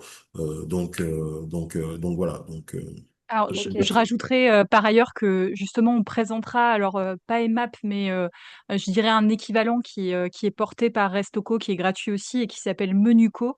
Et ce sera présenté dans le cadre des prochains webinaires parce que cet outil permet aussi d'assurer le suivi du gaspillage alimentaire et de vous proposer des plans alimentaires comme l'a présenté Monsieur Manuba. En fait, c'est le même principe. Ça propose des plans Mhm. alimentaires que vous pouvez après compléter avec vos propres menus, partage des fiches recettes entre responsables de restauration. Voilà. Donc voilà, ce sera présenté dans le cadre de cet accompagnement. Donc après, il y avait donc une question sur la fréquence des commissions menues et leur composition. Donc, c'est une fois Et par mois. C'est une ok. fois par mois. Donc, il y a moi, l'élu en charge de la restauration scolaire, euh, mon chef de production et des parents. Voilà, des parents qui représentent, des représentants de parents de chaque école sur le territoire. Voilà. Et le nombre de menus PAI. Le nombre de menus PAI, aujourd'hui, on est autour, donc il faut bien dissocier parce qu'on fait ce qu'on appelle les paniers repas. Les PAI paniers repas, où ce sont les parents qui ramènent le repas des enfants, et bon, on facture juste le siège, mais en termes de PAI, on est à peu près autour de 30 PAI sur l'ensemble. Voilà. C'est nous qui produisons.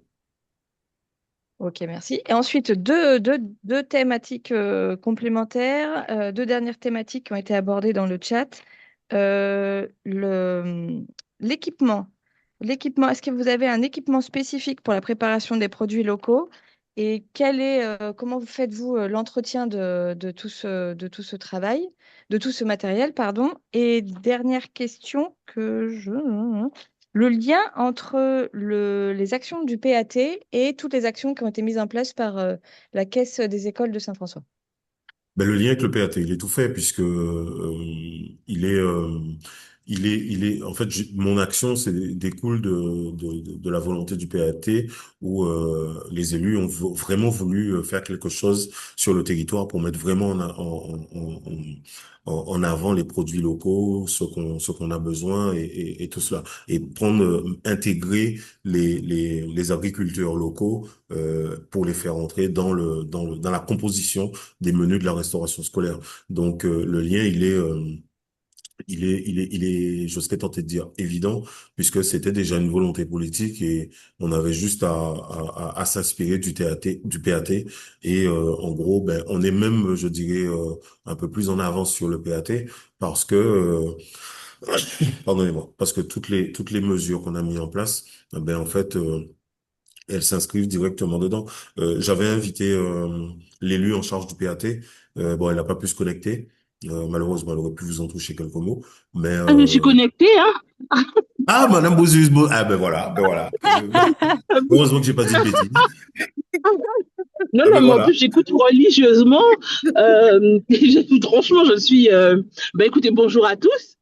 Ben, je suis Bonjour. Madame Brosius, je suis adjointe au maire de la ville de Saint-François, en charge de la croissance verte et bleue, et je suis également vice-présidente de la communauté d'Aglo, où je m'occupe aussi de la croissance verte et bleue depuis 2024. Mais auparavant, j'étais principalement justement sur le volet vert et le PAT, entre autres. Donc, j'écoutais avec attention Monsieur Manubin, qui est vraiment l'expression, j'ai envie de dire, de la politique que nous souhaitons mettre en place. Donc, on ne peut pas être plus satisfait. Aujourd'hui, effectivement, en tant qu'élu, nous, notre objectif, c'est de fixer des cadres pour permettre aux agents, comme Monsieur Manubin, d'atteindre en fait les objectifs de vision que nous avons fixés pour le territoire. Et donc, je ne vais pas vous répéter tout ce que vous avez déjà dit. Moi-même, j'ai été surprise parce qu'il y avait des choses que je ne savais pas, puisque je ne fais pas partie de cette commission. Mais je sais qu'il sait utiliser les outils que nous mettons en place au niveau de la CARL et qu'il a aussi beaucoup participé à la mise en place de ce PAT parce que c'était important d'avoir les acteurs, de connaître leurs besoins. Et aujourd'hui, je peux vous assurer d'entendre en fait tout ce qu'il a mis en place, mais en dehors même du PAT, parce que Monsieur Manubin, il faut reconnaître, est quand même, j'ai envie de dire, un visionnaire. Et il a poussé, je pense, l'exercice même plus loin que ce que j'aurais pu espérer. Donc, je suis très contente. Donc, nous, au niveau de la CARL, nous travaillons sur le projet alimentaire territorial. Nous avons effectivement émargé des volets pour les écoles. en ce qui concerne bien ce que vous avez décrit, tout ce que M. Benubin décrit.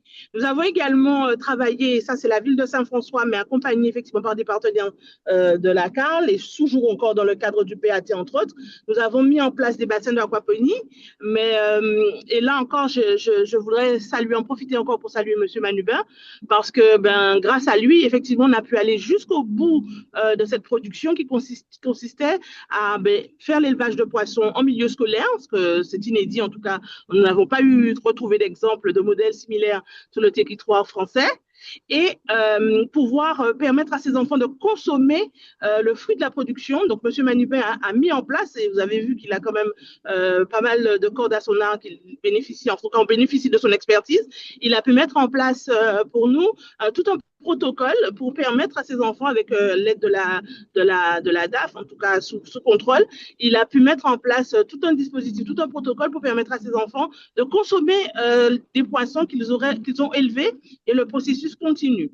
Et lui-même, avec l'appel à projet pour lequel il a répondu, pour le compte de la ville, il va pouvoir continuer. Nous sommes en train de, il manque encore une école à équiper sur 5, mais avec l'appel à projet de M. Manubin, on va pouvoir poursuivre l'opération. Donc, l'objectif, je pense, c'est vraiment de nous permettre d'amener plus de proximité. Le côté, il a dit, il est locavore, mais il est dans l'expression de ce qu'il dit, mais dans les actes aussi. Et donc, aujourd'hui, on ne peut pas faire mieux. On peut pas faire mieux. On fait de la culture. On met en place aussi un budget pour permettre aux écoles de s'équiper en petit matériel pour faire des jardins potagers. Et je pense que chez monsieur, dans l'appel à projet de M. Manubin, on trouvera encore de quoi renforcer ce travail-là. Mais je ne sais pas, qu'est-ce que je peux dire d'autre? Voilà. Bah écoutez, merci beaucoup surtout pour votre intervention et pour votre présence. Donc je pense on a bien éclairci les liens avec le PAT et avec la communauté d'agglomération et la volonté aussi politique forte de la ville de Saint-François d'aller vers plus de produits locaux. Valérie, est-ce qu'il y avait d'autres questions, je crois aussi, que tu avais évoquées juste avant? Il y avait juste une question sur l'équipement. Donc, est-ce que le travail des productions locales, des produits locaux, a demandé un équipement particulier et comment gérez-vous l'entretien du matériel? Oui, c'est ce que je disais, c'est que pour pouvoir la réussite de ce projet-là, c'est déjà avant tout l'adhésion des hommes et des femmes qui composent la caisse des écoles, et aussi les équiper en matériel pour pouvoir, parce que c'est une charge de travail, ce sont des tâches qu'ils n'effectuaient pas avant, donc on ne peut pas leur demander d'accroître les tâches et de partir sur de nouvelles tâches sans leur donner les moyens matériels pour le faire. Donc c'est en cela qu'intervient l'acquisition de la cellule de refroidissement, qui fait aussi surgélation, de la machine sous vide, de la patateuse. Donc voilà, donc tout ça, ça nous permet d'utiliser ces produits-là, de les avoir, et en fait, en gros, de créer une petite zone, en gros, d'agro-transformation pour nous-mêmes, et en fait, pour qu'on puisse garder ces produits-là le plus longtemps possible. Il faut savoir qu'en termes aussi d'hygiène, de suivi hygiène, on est la première collectivité de Guadeloupe à être équipée, collectivité territoriale, à être équipée du pack hygiène. Donc je sais pas s'il y en a qui connaissent le pack hygiène. Donc c'est tout le processus d'hygiène est digitalisé. Donc j'ai une responsable d'hygiène qui est équipée avec une tablette et qui fait le tour de tous les réfectoires, qui fait le tour de chaque production qu'on a. Toutes les productions, toutes les manipulations sont tracées et en fait afin toujours de pouvoir donner et garantir un suivi et une qualité d'hygiène irréprochable à nos convives. Donc voilà, donc tout ça. Et concernant la maintenance des équipements spécifiquement?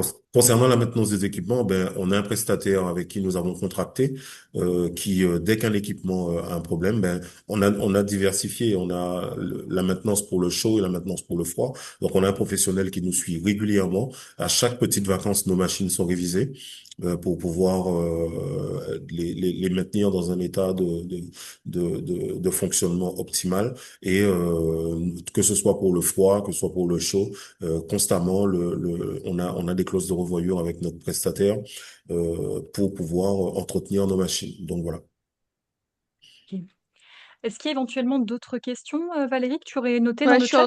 je suis en train de tout rebalayer et non, c'est bon parce que les questions, certaines questions ont Ben, été posées et répondues par la suite. Donc non, il me semble que c'est bon. S'il y a d'autres questions qui viennent, faut pas hésiter à les poser, mais je crois qu'on est bon.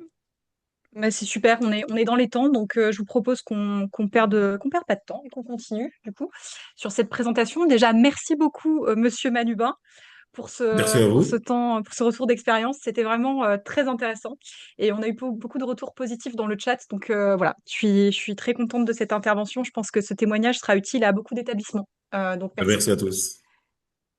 Donc, on va revenir, du coup, c'est le moment de faire une petite synthèse pour revenir sur les leviers concrets pour un approvisionnement local. Et donc, je vais laisser la parole à Valérie pour débuter cette partie de synthèse côté finalement, côté producteur. Comment faire pour essayer de faire en sorte d'introduire plus de produits locaux dans les assiettes?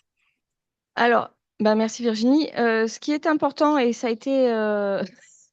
il y a quelqu'un qui dit, il y a un poste en Guyane si vous souhaitez quitter Saint-François, qui dit ça à Monsieur Manubin. Je me permets de rigoler, excusez-moi. J'étudie toute Je proposition, suis hein. pas sûre que tout le monde soit d'accord. Bon, peu importe, bref. Non, je reviens, on va revenir sur un aspect qui a été largement déjà évoqué par Monsieur Manubin, qui, à mon avis, le premier point qui fait que l'approvisionnement local peut être compliqué, ce sont les délais de paiement. C'est le respect des délais de paiement qui a un impact extrêmement important. Je vous ai mis deux petits schémas pour rappeler un peu quel est l'impact du retard du délai de paiement ou qu'est-ce que ça fait quand on paye en fait un agriculteur à temps ou quand on le paye en retard et comment ça se passe quand on est sur un négociant. Donc, un négociant, souvent, et puis faites attention parce que pas mal de gens, de vendeurs, ont des noms. Pardon. Ouais, il faut que tu remontes. Oui, j'ai un Vous petit vous souci. laissent penser qu'ils vendent de la production locale. Non, ils sont souvent pas ce ne sont pas des vendeurs de production locale, ce sont des importateurs. Un Hmm. négociant, lui, il va intégrer le délai de paiement et la trésorerie nécessaire, il va intégrer ça dans son prix de vente. Il va passer sa commande auprès de son fournisseur, il va vous faire la vente, vous le payez avec un délai de paiement réel de 30-45 jours ou 150-200 jours, voire 300 jours, comme on le voit de temps en temps. Eh bien, lui, la trésorerie, il va l'intégrer, il fait de l'achat, de la revente, il n'y a pas de problème. En revanche, un agriculteur, lui, il va avoir tout le cycle de production. Donc, vous prenez la même image, là, vous avez vraiment la couleur bleue, c'est bien tout ce qui est réellement dédié à l'agriculteur. Donc, l'argent qui va servir sur une première production va lui servir à faire la préparation du sol merci Virginie, la préparation du sol de la culture suivante. Les semis, il va acheter les semis, il va acheter les graines, il va planter, il va entretenir la culture, il va récolter, il va vendre et il va payer sa marchandise. Si le délai de paiement de la marchandise est trop long, il n'aura pas la trésorerie nécessaire pour faire tous les travaux intermédiaires de la nouvelle production.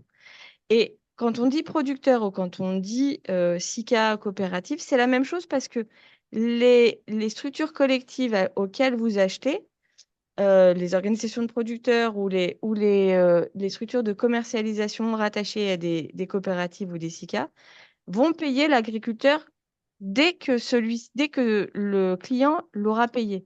Donc, c'est-à-dire qu'en fait, l'argent va pas être conservé, ils vont pas pouvoir faire non plus l'avance de trésorerie.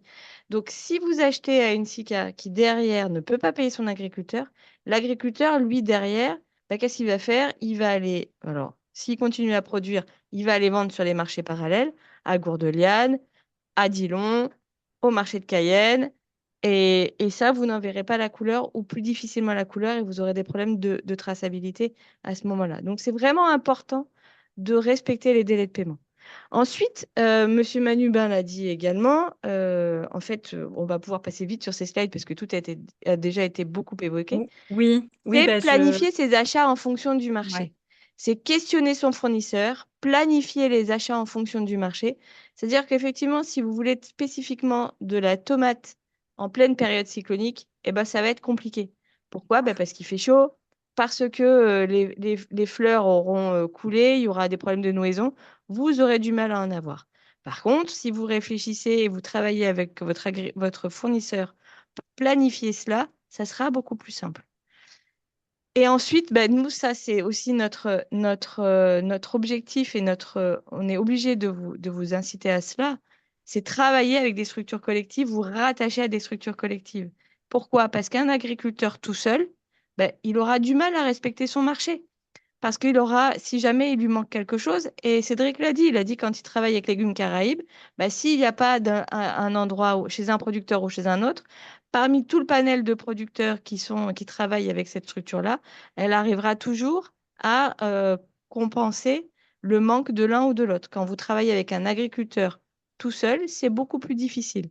Du moins, si vous avez tous vos marchés qui sont avec des producteurs indépendants, ça va être compliqué.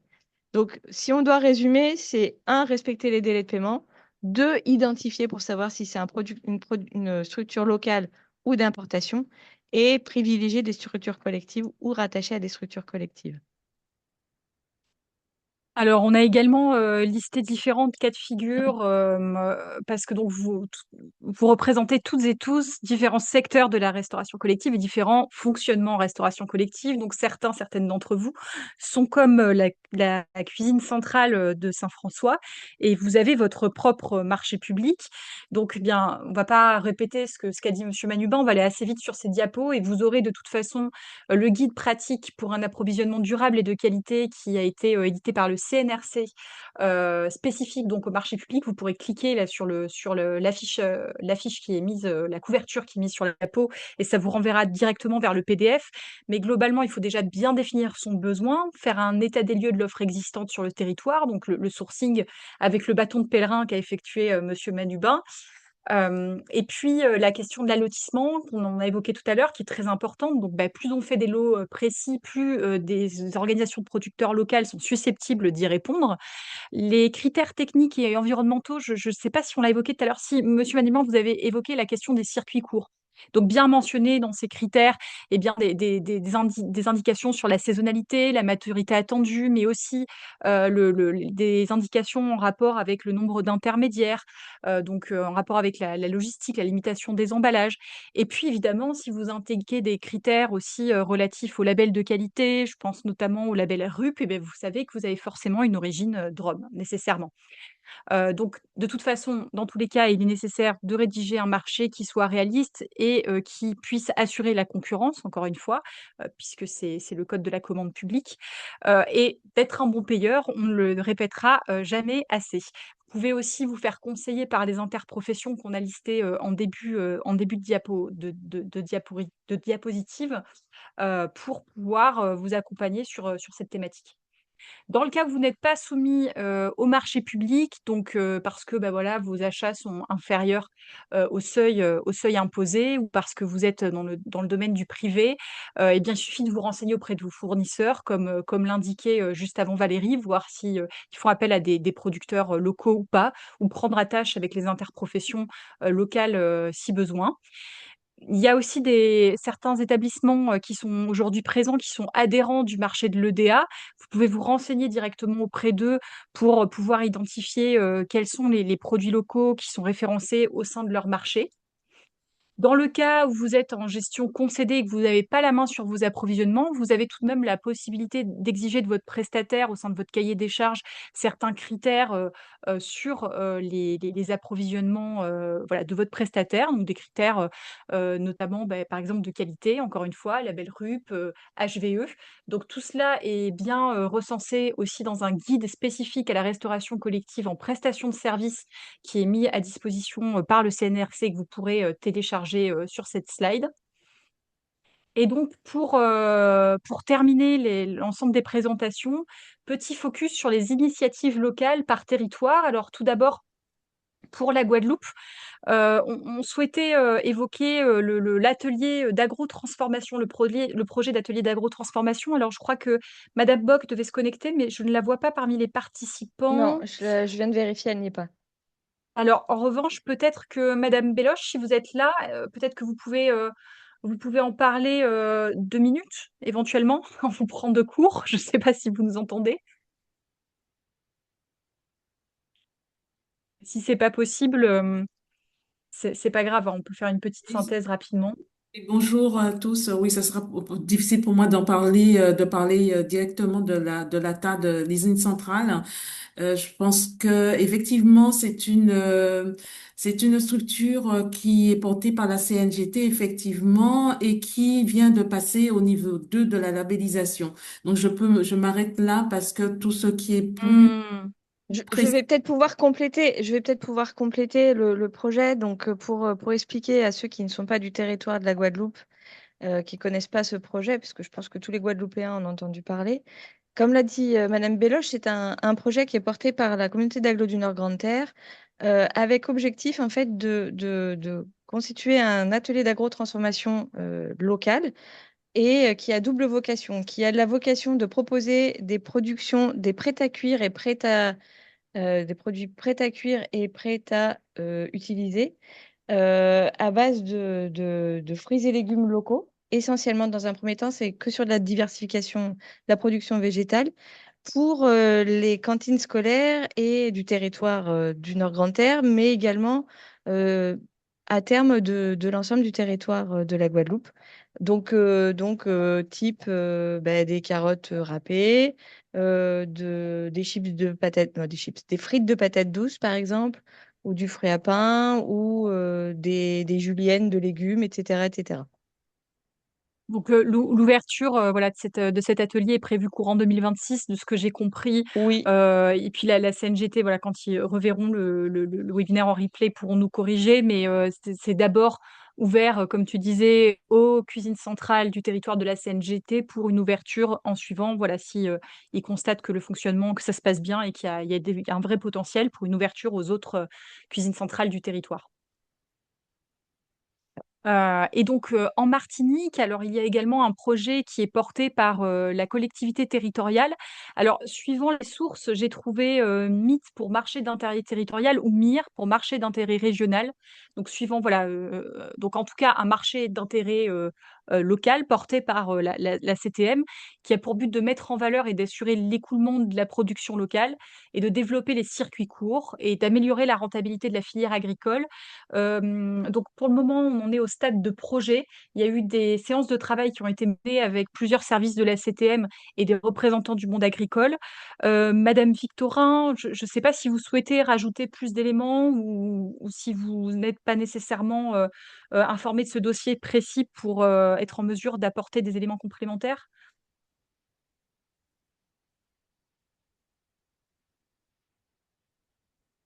Alors, je ne sais pas si vous êtes encore là. Je regarde.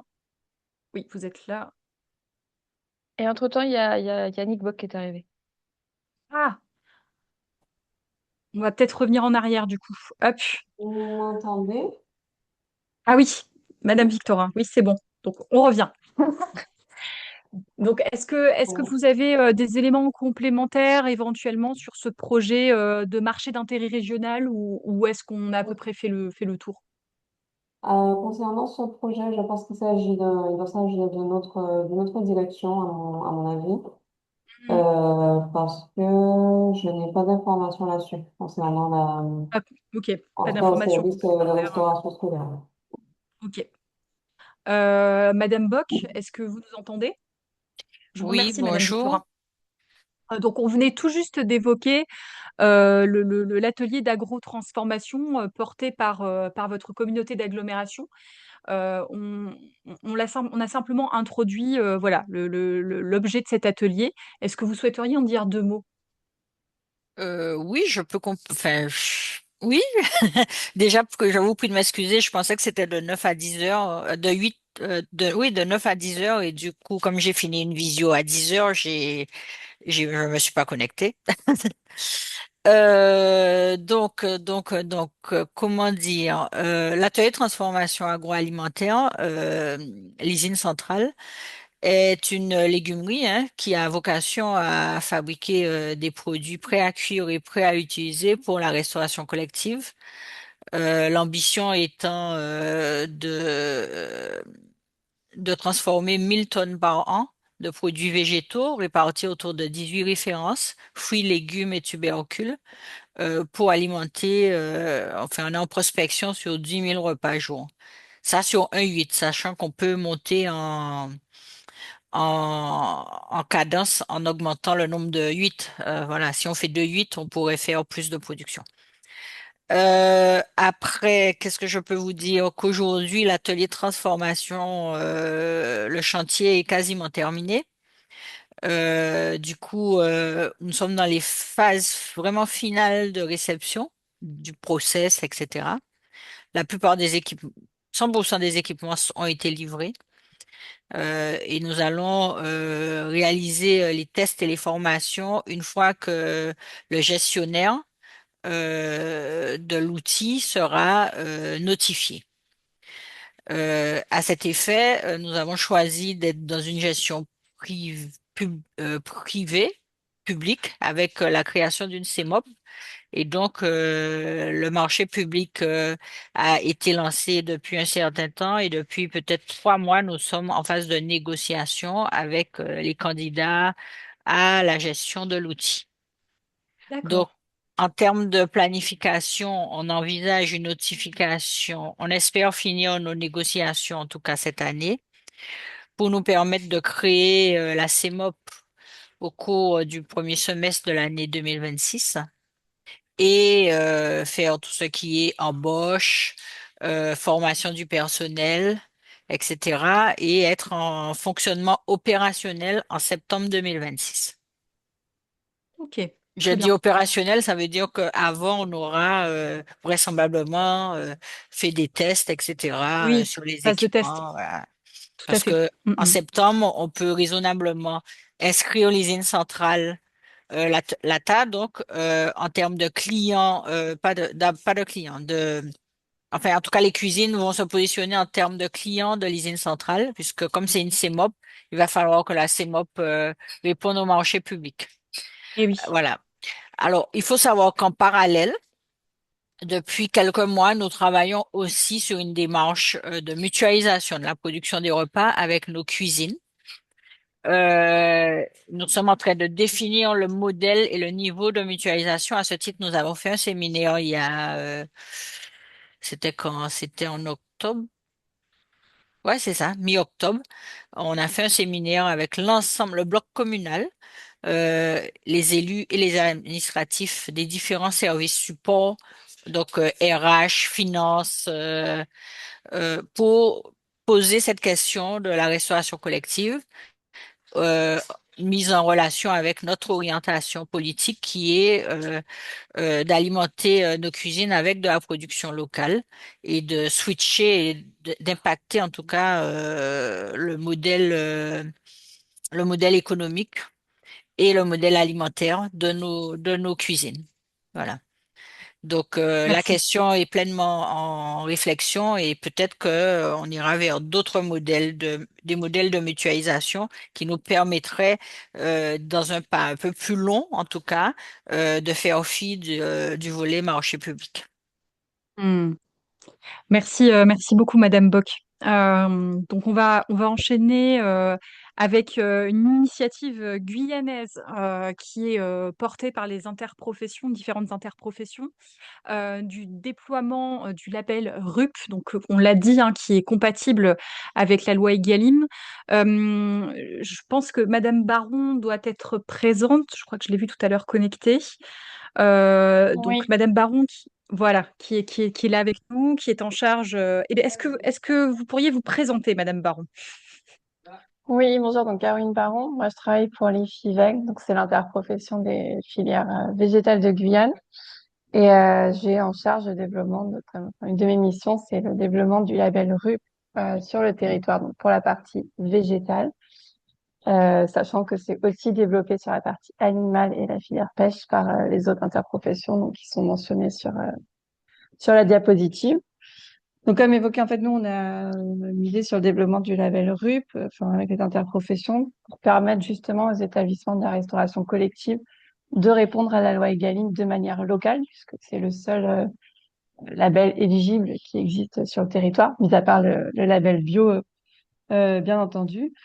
Et si je fais du coup un petit focus sur la partie végétale, qui est donc celle sur laquelle je travaille, donc aujourd'hui, on a décidé de procéder par production. Donc, on a 23 cahiers des charges qui ont été validés et qui correspondent aux produits qui sont les plus demandés par les acteurs de la restauration collective. Donc, il y avait une étude qui avait été menée et qui a permis d'identifier, de sélectionner ces produits. Donc, les cahiers des charges sont validés. Donc, il y a des arrêtés préfectoraux qui ont été délivrés. Et on a une centaine d'agréments qui ont été délivrés. Donc, il y a de la production RUP aujourd'hui sur le territoire pour les fruits et légumes. Je fais une petite aparté aussi par rapport à ce qui a été présenté avant, mais c'est aussi possible de trouver du RUP découpé et conditionné, puisqu'on a un atelier de découpe qui a été inauguré l'année dernière, il me semble, sur le territoire, et qui permet du coup d'avoir des fruits découpés et conditionnés, qui était notamment une des demandes des acteurs de la restauration collective. Et du coup, cet atelier se fournit aussi auprès d'acteurs, enfin auprès de producteurs qui sont labellisés RUP. Et pour finir, je dirais que, enfin, aujourd'hui, on a besoin aussi d'un véritable engagement des acteurs de la restauration collective. Donc, c'est pour ça qu'on soutient des démarches comme Mon Resto Responsable, puisque sur l'ensemble de la production RUP, notamment l'année dernière, il y a à peu près 25% seulement qui a été valorisé réellement RUP. Donc, on a vraiment besoin de l'engagement des acteurs de la restauration collective pour, pour soutenir le développement du label et pour travailler tous ensemble au développement aussi de l'agriculture guyanaise, quoi. Donc, merci. J'en profite aussi pour remercier voilà, les personnes qui sont engagées, les restaurations collectives qui sont engagées dans le programme en Guyane et puis tout le projet de Mon Resto Responsable pour le travail qui est fait. Merci beaucoup et merci à vous pour ce relais aussi en local. Et puis, ben, n'hésitez pas, hein, si vous êtes un membre d'un restaurant collectif guyanais, que vous avez besoin d'informations, de renseignements concernant, voilà, pour améliorer vos approvisionnements vers des approvisionnements de qualité et locaux. Voilà, les interprofessions sont vos interlocuteurs privilégiés en Guyane. Alors, y a-t-il des questions ou des remarques sur cette dernière partie donc, sachant, voilà, il nous reste 15 minutes, donc on peut laisser 5 minutes encore de questions, et puis après, on clôturera avec les suites de cet accompagnement. On a quelqu'un qui a posé des questions ou qui a fait des remarques qui s'appelle utilisateur de Zoom. On n'a pas identifié qui c'est. Si cette personne peut nous dire qui il est ou qui elle est. Et puis sinon, c'est bon pour les questions. C'est UD qui viendrait de Guyane. Mais UD, c'est utilisateur de Zoom, Oui, Virginie. ben oui, Bon, enfin effectivement. bref, peu importe. Peu importe, ok. Donc, On va avoir... il y a pas d'autres questions. Ah, Karen Torres nous dit qu'elle a une dernière question. Oui, je peux la poser oralement. Allez-y. Ah bah oui, bien sûr. Alors, bonjour à tous. Donc, Karen Toris, de la communauté d'agglomération de l'espace sud Martinique. Je coordonne le PAT. J'avais une question. Alors, c'est à monsieur Manubin. Je m'interrogeais, en fait, parce que donc, sur notre territoire, on a une SPL, une société publique locale, qui fournit les repas pour les écoles. Mais par contre, ça concerne à peu près 8000 repas jour. Donc ma question c'était, est-ce que vous pensez que les démarches que vous avez engagées sont applicables aussi à une échelle encore beaucoup plus grande comme celle-là? Alors, bonjour, Madame Toris. Bon, je suis en heure sup, là, hein, donc je vais voir ça avec Madame Bernardi, concernant la tarification. Non. Euh, en fait, ce qui est compliqué, avec ce genre de structures qui produisent, des volumes comme cela, faut se parler sans langue de bois. Ce sont des structures qui sont là pour, produire à bas coût. Et le problème du PAT, c'est qu'il est, il est vraiment, euh, aux antipodes de ce que du business model de ces sociétés, sans leur tirer dans le dos. C'est pas ce que je fais, hein. Mais il faut comprendre que, déjà on a aussi ce problème, pour produire 8000 repas. Ça veut dire que si vous voulez transmettre ça, transposer cela à une alimentation, basée sur le local, ça veut dire qu'il faut vraiment que les acteurs locaux soit vraiment organisé pour pouvoir produire et fournir tout cela. Vous voyez? Donc c'est très très compliqué. Ça va peut-être se faire sur allez, je veux dire sur un événement comme ça. Par exemple, il y a beaucoup de il y a une abondance de melons. Je prends le melon par exemple, hein. On va vous acheter un melon, mais quelquefois ça coûtera moins cher de faire venir le melon de Charente ou de Rungis directement que de l'acheter en local et voilà, vous voyez. Donc c'est très très compliqué quand on arrive sur ce type de structure, eh ben de vraiment de sortir quelque chose qui puisse être là-dessus. Je dis pas que c'est impossible, hein, mais ça veut dire qu'il faudra vraiment revoir. Ça impose que la société qui fournit le repas revoit vraiment son modèle d'approvisionnement et forcément, ben, ça va induire quoi? Ben, une hausse des tarifs, une révision tarifaire, puisque ça va augmenter le coût matière et le fonctionnement aussi va augmenter, puisque le but c'est que vous proposez en bout de chaîne des repas qui sont abordables à un prix pour les parents, mais le prestataire aussi, lui, doit s'y retrouver. Vous voyez? Oui. Pardon. La différence qu'on a, nous, en, en termes en restauration collective sur la cuisine centrale de la ville, si vous avez des rentrées, mais elle peut compenser avec le coût du personnel. Vous voyez? Donc, tandis que là, moi, c'est ce que je disais, mon coût matière, il est à 1,80 €. Mais pour les sociétés, on a la même société en Guadeloupe, c'est la Datex. La Datex, eux, ils sont un coût d'1,80 €. Je pense qu'ils vous sortent deux repas. Vous voyez? Donc, Parce que Madame Toris, ce que vous évoquiez, c'était par rapport à c'était pas, alors j'ai peut-être mal compris, c'était plutôt en rapport avec la cuisine centrale, c'est ça, de l'espace sud qui prépare les repas pour l'ensemble des écoles, mais qui est une société, enfin, de service public, c'est Oui, bien tout à ça. fait. Absolument. Voilà, Donc, le qui texte, n'est il me semble pas, que qui n'est pas, voilà. c'est pas exactement le même modèle. Oui, Mais mais je vois ce je que vous pense que voulez du dire. coup, il y a eu une incompréhension peut-être là-dessus, mais effectivement, il y a sûrement des choses qui sont transposables à cette échelle-là. Mais la question des approvisionnements, si derrière, il n'y a pas une structuration suffisante, c'est ce qu'expliquait Monsieur Manubin. Il arrive à 80% de produits locaux dans les menus des crèches parce que bah, il a que 100 repas à préparer pour les crèches par jour, en fait. Mais pour ce taux est bien moindre pour les repas préparés pour le scolaire et pour les adultes, parce qu'il n'y a pas des filières suffisamment structurées pour répondre à son besoin en termes de quantité. Donc oui, de manière peut-être ponctuelle, ou en tout cas, peut-être que ce sera faisable par la suite avec le projet porté par la CTM. Oui, enfin, c'était tout l'intérêt de ma question, c'était vraiment Ouais. ça, c'est qu'on est conscient, nous, à l'heure actuelle, que par rapport au volume qu'on doit traiter en termes de nombre de repas par jour, c'est compliqué en termes d'approvisionnement local, très mais compliqué. en fait, c'est le plus gros, c'est le plus gros frein, c'est le plus gros frein qu'on rencontre, c'est le problème d'approvisionnement. Voilà, Mm. voilà. Et vous avez des producteurs qui ne veulent pas, en gros, sanctuariser leur production uniquement pour la collectivité. Donc, en fait, ils préfèrent garder un peu pour être au contact de leurs clients, on va dire quand ils font du maraîchage classique, hein, quand ils font les marchés et tout cela, et aussi donner une petite partie aux collectivités. Mais il y a très peu Mhm. de producteurs qui se disent bon, mais on va travailler exclusivement avec vous parce que on souffre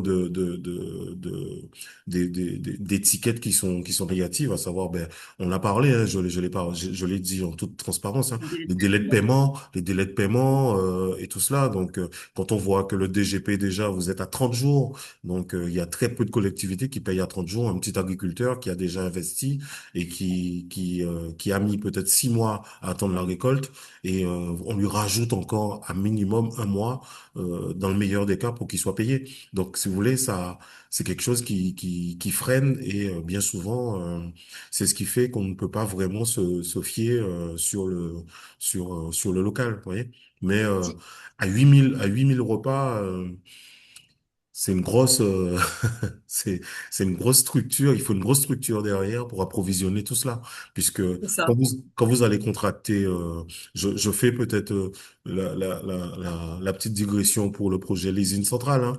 Euh, l'usine centrale, c'est un très beau projet, mais quand on va, je sais pas si Madame Bock elle m'entend toujours, mais quand on va travailler avec eux, quand ce sera mis en œuvre.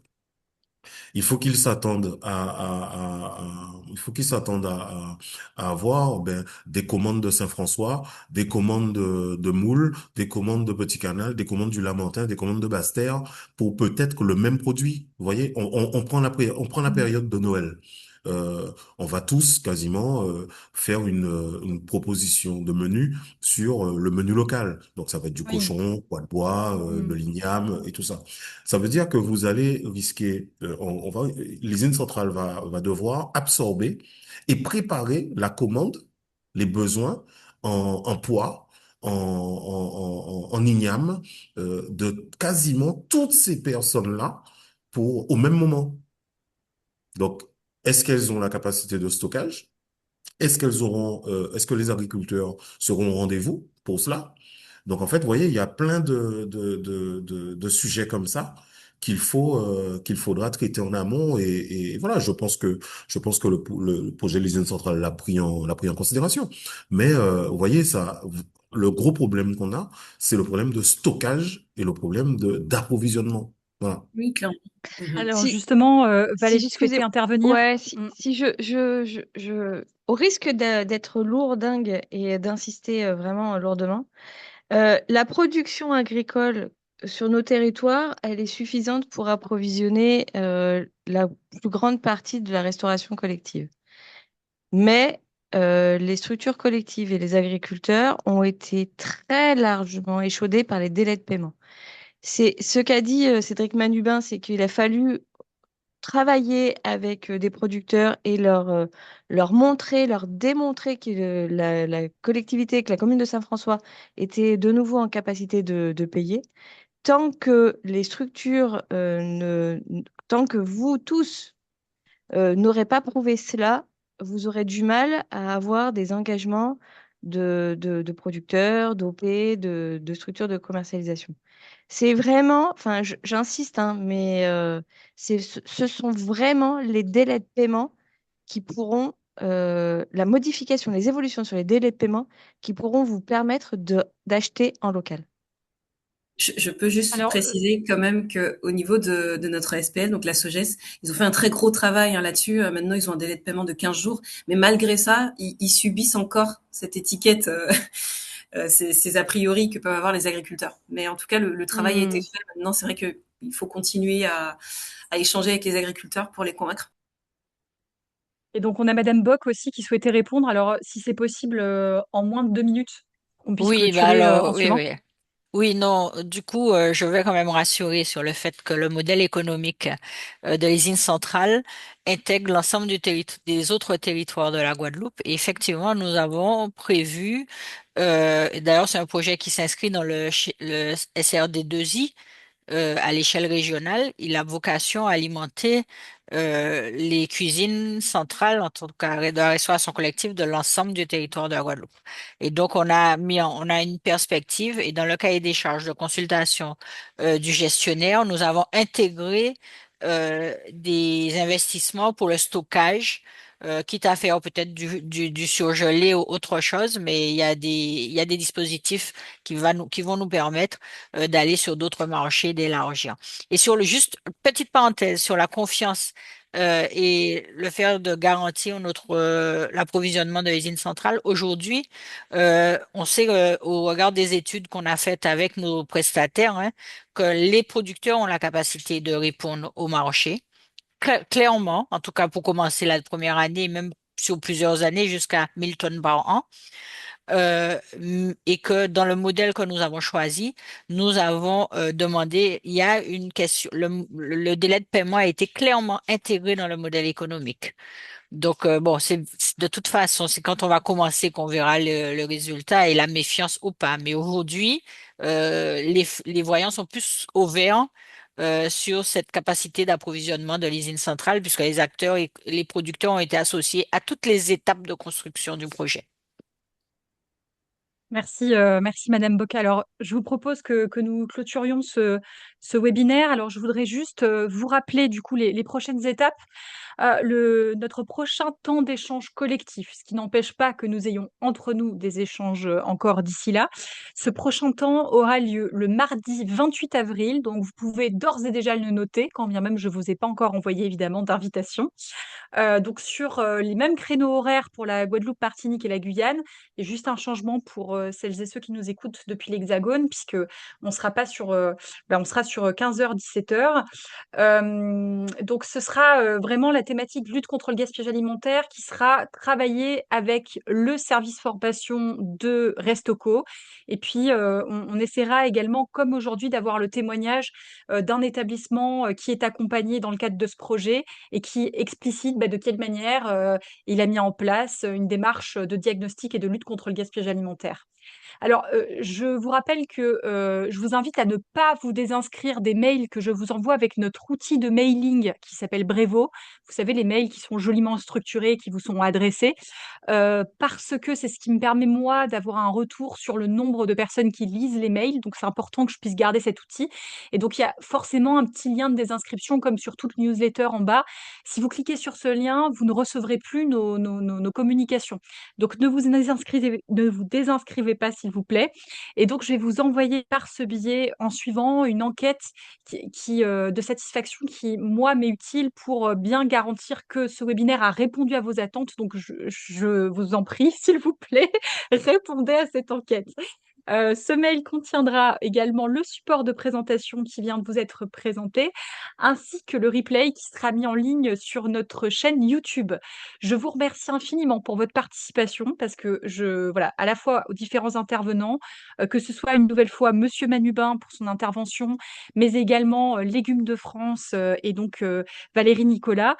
J'ai trouvé voilà, ces interventions très intéressantes et puis également les interventions des différents participants, vos questions.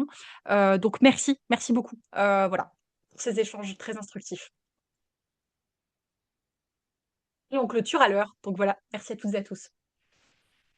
Oui, bien sûr, je peux vous ajouter sans problème à la diffusion. Je me le note, Madame Varsovie.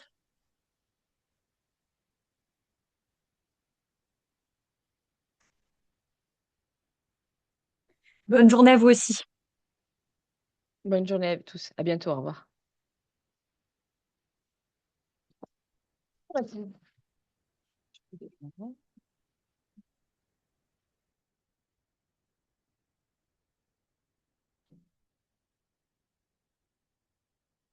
Bonne journée, merci à vous.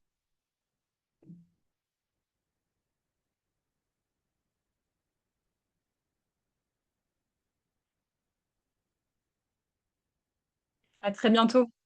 Bonne journée.